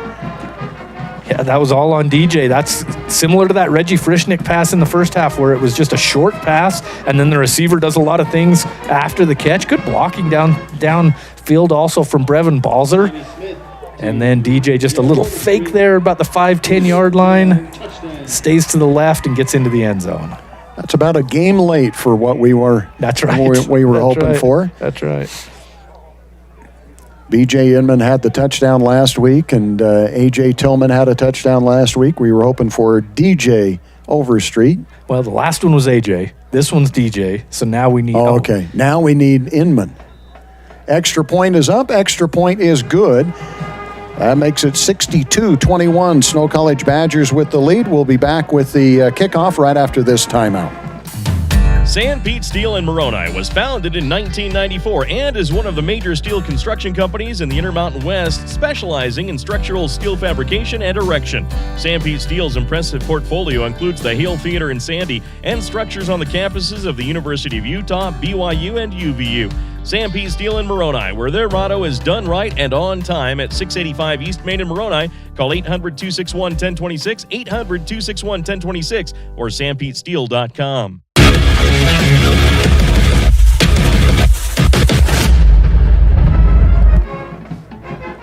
Snow College Badgers set to kick it off here with 4 minutes and 28 seconds remaining in the fourth quarter. Sussex a little slow getting back as Casey Kiesler to kick it off for the Badgers. I don't think they've returned one of Casey's kicks as of yet. This one will be returned from the 5-yard line to the 10. The 15, the Badgers converge, and it's going to be stopped short of the 20-yard line. Somebody's fired up there for the Badgers. I think that was Jaden Wright down there on the coverage. Number 27, you got another Sussex guy hurt again, that number 5 that we've called a lot, Jamil Peterson, one of the best defensive players for Sussex. He's down. Caden Miller on the tackle. Caden has always shown a lot of emotion. He gets in on a play, and he's going to let you know about it. He gets fired up. 6'2", 220-pound linebacker for the Badgers. We'll take this opportunity for a timeout. We'll check the Utah Heritage Credit Union scoreboard first. Utah Heritage Credit Union is your local credit union with offices in Moroni, Mount Pleasant, my favorite branch, the Ephraim branch, and Gunnison. Proud to support Snow College. We'll be back after this. If you've ever ridden an ATV, you know how much fun they are. They're helpful for small jobs, too. Our credit union is your first stop for an ATV loan. Since we are member-owned and not-for-profit, it's a smart stop to make. Utah Heritage Credit Union, your local credit union, federally insured by NCUA. Online at utahheritagecu.org.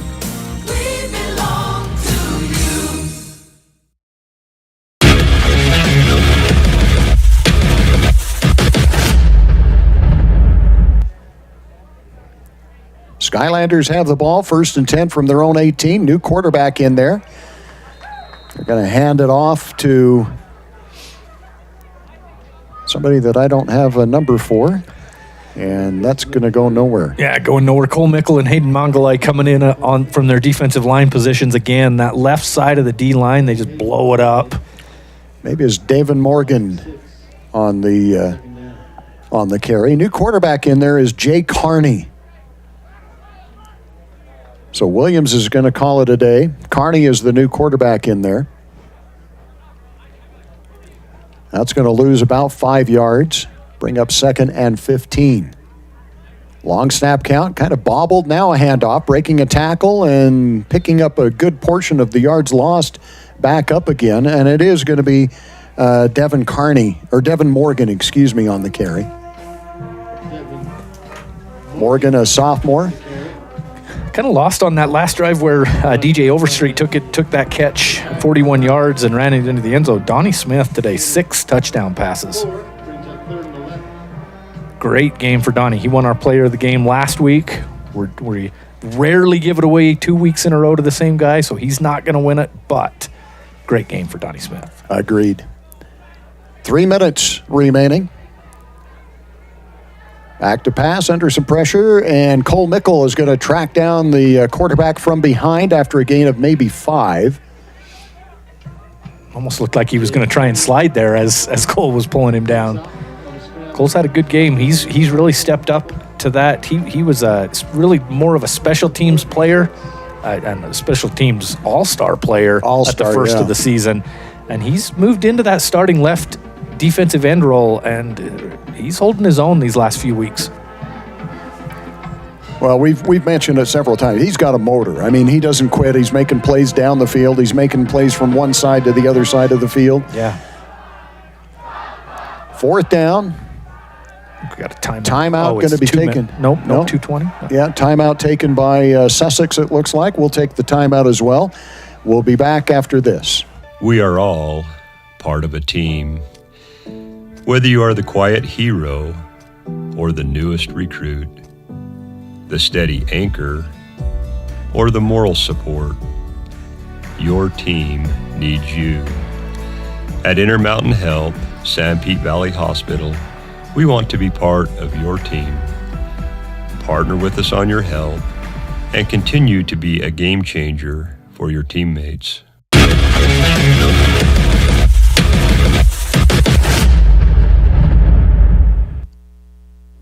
4th down and a long 5, a short 6. Punt formation here for the Skylanders. And I think we've got a new person back deep to receive here. Snap is good. The kick is up. Short kick, fair catch signaled for and taken by the Badgers. Brooks Esplin again. Yep. Is that his second or third? Ooh, yeah, second or third. At least second. Yeah. So the Badgers force the punt and will take over. And I believe you can, you're going to have to, pick up 1 first down here? Yep. With a 40-second play clock. Well, and you've got that 2-minute timeout. 2-minute timeout that's is new. the big, I think just this year, isn't that new? Or was it new? It is new this year. Just this year? Yeah. I think it is. Yeah, so you got to get 1 first down to be able to kneel this all the way out, but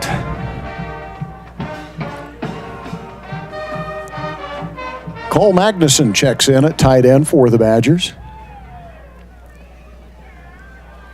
1st and 10 from the 49-yard line. Donnie looks to the sidelines. Play clock is down to 7. Somebody move for the Badgers. That'll push it back 5 yards after the false start.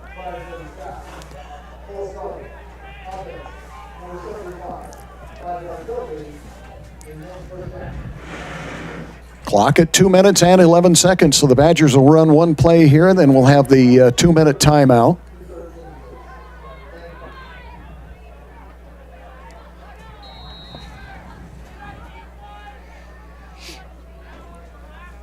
Low snap, Donnie picks it up, hands it to Tillman. Tillman, nice spin move. Tillman gets it across midfield. Tillman down the sidelines, and he's going to pick up a Badger first down, and a late flag comes in from the far sidelines.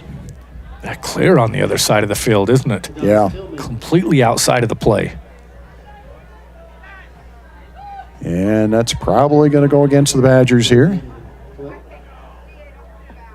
They're going to mark it from the point of infraction, which they've moved the flag around a little bit. Looks like it's going to be at the 44-yard line.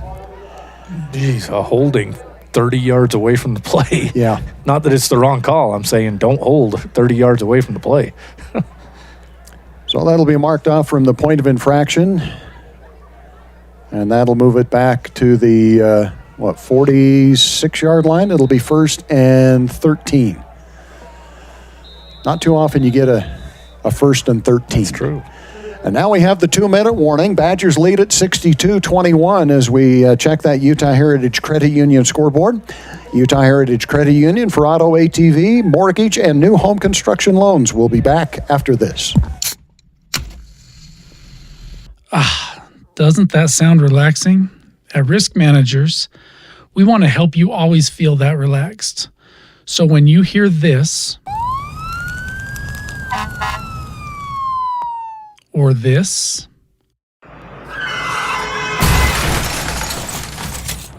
or this,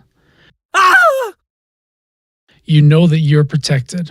Peace of mind insurance solutions for individuals and businesses so that you can always sit back and enjoy your drink.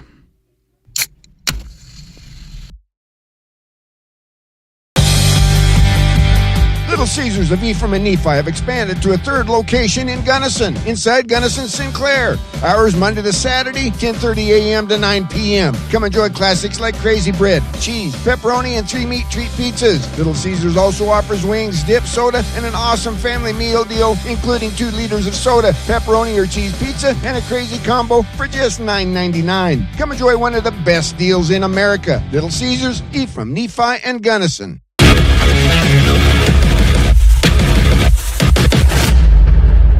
First and 10, Badgers have the ball at their own 46-yard line. And the Badgers are going to go with mass substitutions here. And new quarterback in is Kyson Condi, as Donnie Smith gets to come off the field. Gives a big hug to Shandon King and his offensive line, Brumfield. You have a delay a game, and I don't know that wasn't on purpose there. I think Coach Erickson wanted those guys to be able to come off the field and get that round of applause for those sophomores. Tyler Brumfield, big offensive tackle for the Badgers. I talked to one of his coaches yesterday from high school. Condi hands it off, and the Badgers going to pick up maybe a yard or two. Derek Campbell was his coach up at Salem Hills. Derek Campbell, who played here at Snow and then coached here at Snow, went down and coached at Dixie, and now he's coaching at Salem Hills. Okay. Yeah, Brumfield will definitely have, if he wants to keep playing, I'm sure he's going to have chances at the next level. The guy looks like an NFL offensive lineman. He really does. You know. And Badger's going to run the play clock all the way down here, and you said you can make it. You can run it all the way out if you're 2 minutes on first down, and that's what it was. 40-second play clock. Handoff straight ahead, and that's going to be a short gain for Easton Bretzing. Bretzing again, the tailback. They're going to mark him down just short of the 49-yard line. It'll be 3rd and 10. Game 6 brings up 3rd and 10.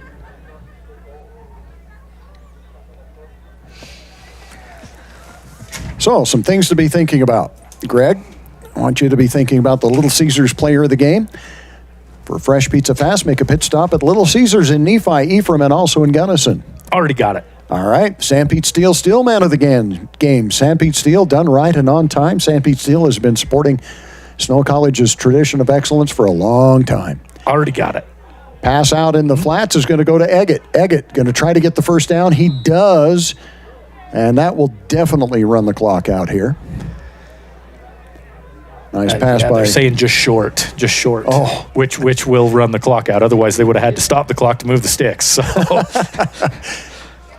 so the Badgers do not have to run another play. That will end it here. Snow College Badgers win it by a score of 62-21. We're going to take the opportunity for a timeout. When we come back, we will have the Little Caesars player of the game, the Sanpete Steel man of the game, and we will have an interview with head coach Zach Erickson right after this when we come back.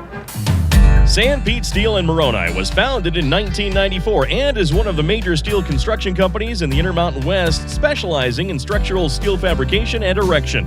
Sanpete Steel's impressive portfolio includes the Hale Theater in Sandy and structures on the campuses of the University of Utah, BYU, and UVU. Sanpete Steel in Moroni, where their motto is done right and on time, at 685 East Main in Moroni. Call 800-261-1026, 800-261-1026, or sanpetesteel.com. Hi, I'm Barrett Hilton with TeamHive.live, where we've created a locally run video streaming platform for Utah schools. On our website, you're not going to wade through a bunch of unrelated content. You bring up TeamHive.live and you're just going to find a lot of high school sports and events. We've created tools that make it super easy for you to create events and stream to our site. And if you ever need help with anything, you can give me a call. So I want to invite your school to join the team. If you're a Utah high school, you can stream live on TeamHive. That's TeamHive.live, powered by Centricom. Visits to the dentist cause great anxiety and fear in some people, further jeopardizing oral and overall health. This is Dr. Douglas. We not only deliver optimal dental care, we make you comfortable while we do it. Douglas Dentistry's patients love listening to music or watching a movie during treatment. Some patients prefer nitrous oxide or laughing gas or conscious sedation. Call Douglas Dentistry today, 283-3800. That's 283-3800. Find us on Facebook or click on douglasdentistryephrem.com. At MTCC, we're more than just internet people. We're the connecting your life people. For the past 115 years and counting, MTCC has been the local industry leader in connecting people and businesses by providing professional service with the best options in technology. If you need phone, TV, or internet service for your home or business, come see the experts at MTCC. Call or text us today at 435-835-2929. MTCC, connecting your life since 1907. I thought there was only one way to do college. I knew I needed training to set me up for a great career, but I didn't have 4 years. Snow helped me discover that college doesn't have to be about sitting in classes, counting down the hours. They showed me a way to get the edge I needed, and fast. The best part was with their low-cost programs and tuition assistance, I didn't have to go into debt. I was able to earn my certificate and start working right away. Snow College. This is college.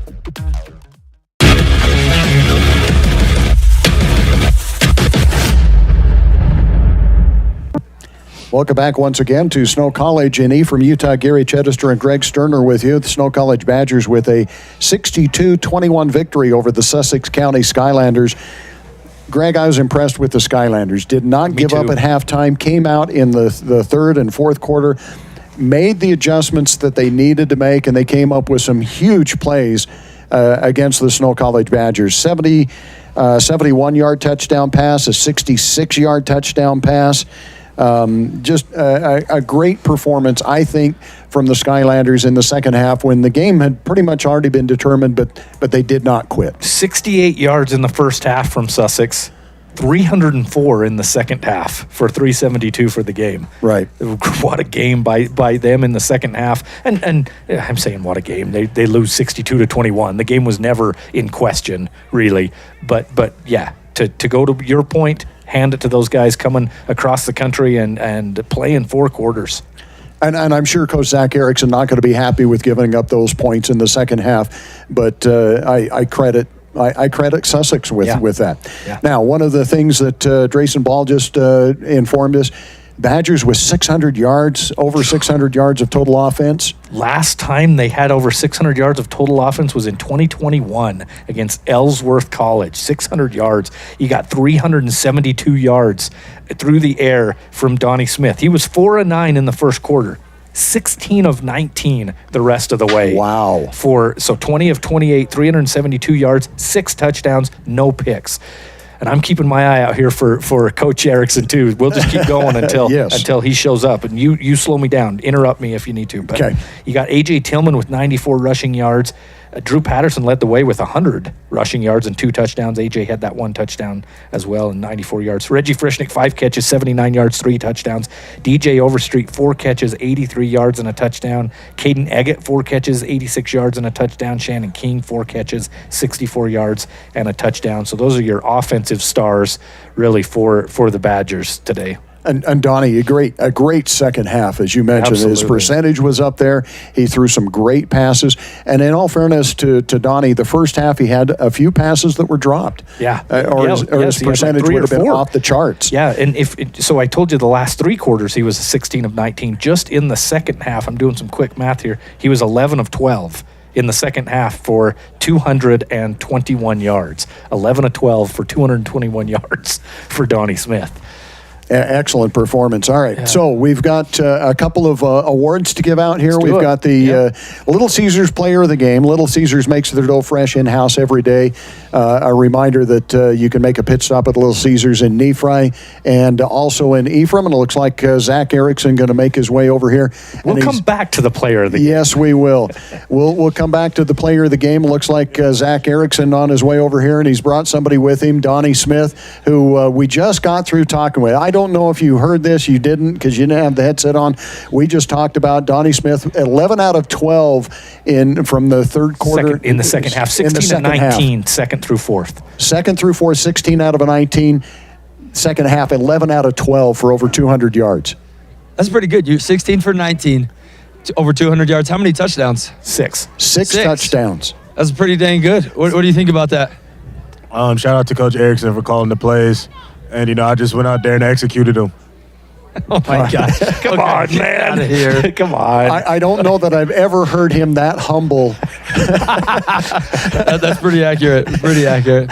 But a great performance from Donnie. And we would give him player of the game, but we gave it to him last week. So we're actually finding somebody else. Second half, I know you're probably a little disappointed with the big plays that we gave up to Sussex. We credit Sussex for not giving up. I mean, they kept playing the entire time and did come up with some big plays. Yeah, it was really frustrating to see what happened on the back end of our defense. To be able to give up those big plays. It was just blown coverages. But I'm kind of with you, Gary. They kept playing. That quarterback knew where to put the ball and liked his matchups, and he got a couple balls off that were pretty good balls, and it's just kind of frustrating for us to be like, God, if we're just in the right spot and our guys are doing where they're supposed to be where they're supposed to be, then that doesn't happen, and we keep it probably 7, which right. I would have liked to have seen a lot better. He made some throws off his back leg. I mean, he was under some pressure. The D line, the front 4, front 6 were still getting a ton of pressure on him. Yeah, they did a good job, and the first touchdown pass of the second half, I thought he was smoked. And just like you said, he's on his back foot throwing that thing up, and then you look up and you go, oh, my gosh. All right, your overall thoughts here. I'll break the news to you. Hutch ended up with the big win. That wasn't even close. 42-17 was the final. Hutchinson over Garden City, and the other game of interest that we need to watch hasn't even started yet because this game really went pretty darn quick, especially for the first 3 quarters. Yeah, so we're going to, we'll get inside. We'll go get ready to watch that Mississippi game, and we'll see what happens. And, I think if something happens in that game, then I think I like our chances. If not, we'll see what happens and see what the future holds for the rest of the season. All right, Coach. I feel like a great season, other than the 2 games, obviously. But you've really liked this team as well. I mean, some great players, good camaraderie. It's been a very positive team. Yeah, this is one of the best ones that we've had. We did a really good job recruiting this year, recruiting guys that obviously were great football players, but also that fitted the culture. Fitted is not a word. That fit the culture of our program. And so, it's going to be hard to kind of move on if it's that time. I hope it's not. And the group of sophomores that we have, I've been fortunate to have Donnie. Donnie, this was his 4th football season with us, redshirt and an injury. And so guys like that you really build those relationships with, it's always a sad day when that part of each season comes to an end. But yeah, I've really liked this group, and I hope that we're not done. We'll see what happens. All right. If you are done, it's got to be comforting to knowing that you've got some good momentum going into recruiting your next class and a good base to build on for next year. Yeah, it's going to be interesting when the recruiting opens up this year. There's some stuff coming down from the Division I level where now if everybody's getting paid from the school and there's contracts and all that other stuff, they're going to cap those roster limits to 85, which means there's going to be a lot of other kids that normally would be going to Division I schools that we're going to have to make sure to go out and get and make sure that they end up here in Ephraim. All right, Coach, good luck to you. And let's see, go Eastern, right? Yeah, go East Central. East Central, Mississippi. That's who we want. All right. Thanks for joining us on the post game, Coach. Thanks, Gary. All right. So we'll go back to Greg here. And again, a reminder, Little Caesars player of the game. Little Caesars makes their dough fresh in-house every day. And you can stop by Little Caesars in Nephi, Ephraim, and also in Gunnison. 3 touchdown catches for Mr. Reggie Frischnick. Ends the regular season at least with 14 touchdown catches. He's going to get our Little Caesars player of the game today. Okay. Congratulations to Reggie. And, I think they did want him to get that, but some of those other touchdowns just happened on his own. Flow of the offense. Yeah, flow just of the regular offense. There was no forcing it to Reggie to get some sort of record. He's just a stud of a football player. And truth be known, he was probably open on a few more that they could have thrown to him. There was a couple more that you saw him open for sure. Yep. All right. Our Sanpete Steel Man of the game. Sanpete Steel is done right and on time. They've been supporting Snow College's tradition of excellence for a long time, at least since I've been in my second tenure here of doing play-by-play for Snow College. They've been a big part of that. One of the major steel fabricators in the Intermountain West is Sanpete Steel. All right, we're going, we give it to a Manti kid for the player of the game. We're going North Sanpete kid for the Sanpete Steel Man of the game, Cole Mickle. We've sung his praises all season. No matter how much he's been in the game, he just stands out to you out there on the field, whether it's just on special teams or, as we mentioned, later in the season and today, starting at that left defensive end, did great things, had 7 tackles today, had a bunch of QB pressures. He was always in the face of the quarterback. Always there, yeah. Yeah, so it's going to be Cole Mickle as our Sanpete Steel Man of the game. And I will say this, too, on behalf of Cole, a good student as well. Cool. He's in my foundations class, and he's willing to answer questions. And he knows you'll call him out on the radio if you don't, if he's not. Maybe that's part of it, but I would like to think he's just interested in his education as well. All right, thanks to everybody who's made this broadcast possible. All of our Sanpete Steel for Steel Man of the Game, Little Caesars Player of the Game, all of our sponsors, Sanpete Valley Hospital, Douglas Dentistry, Risk Managers Insurance, Cache Valley Bank, Utah Heritage Credit Union, CO Building Systems, Centricom, Manti Telephone, and Central Valley Medical Center, along with Douglas Dentistry and the Mountain America Credit Union. So thanks to all those sponsors that make the broadcast possible. Thanks to the Snow TV crew out there with Ira Bowman leading the way with his student help. And I'm not going to be able to mention them all. Greg, thank you for joining me here on Snow TV to be able to make these broadcasts possible. Thanks for letting me, Gary. You and I have a good time, I think. It's fun. We do not let some things get in the way of us having a good time. That's true. All right. Thanks to Greg Sterner for joining me. I'm Gary Chedester. Have a great weekend, everyone. You've been listening to live Snow College Badger sports action on KMCI, the sports leader in South Central Utah. This sports broadcast has been brought to you by sports-minded sponsors throughout South Central Utah. Join us again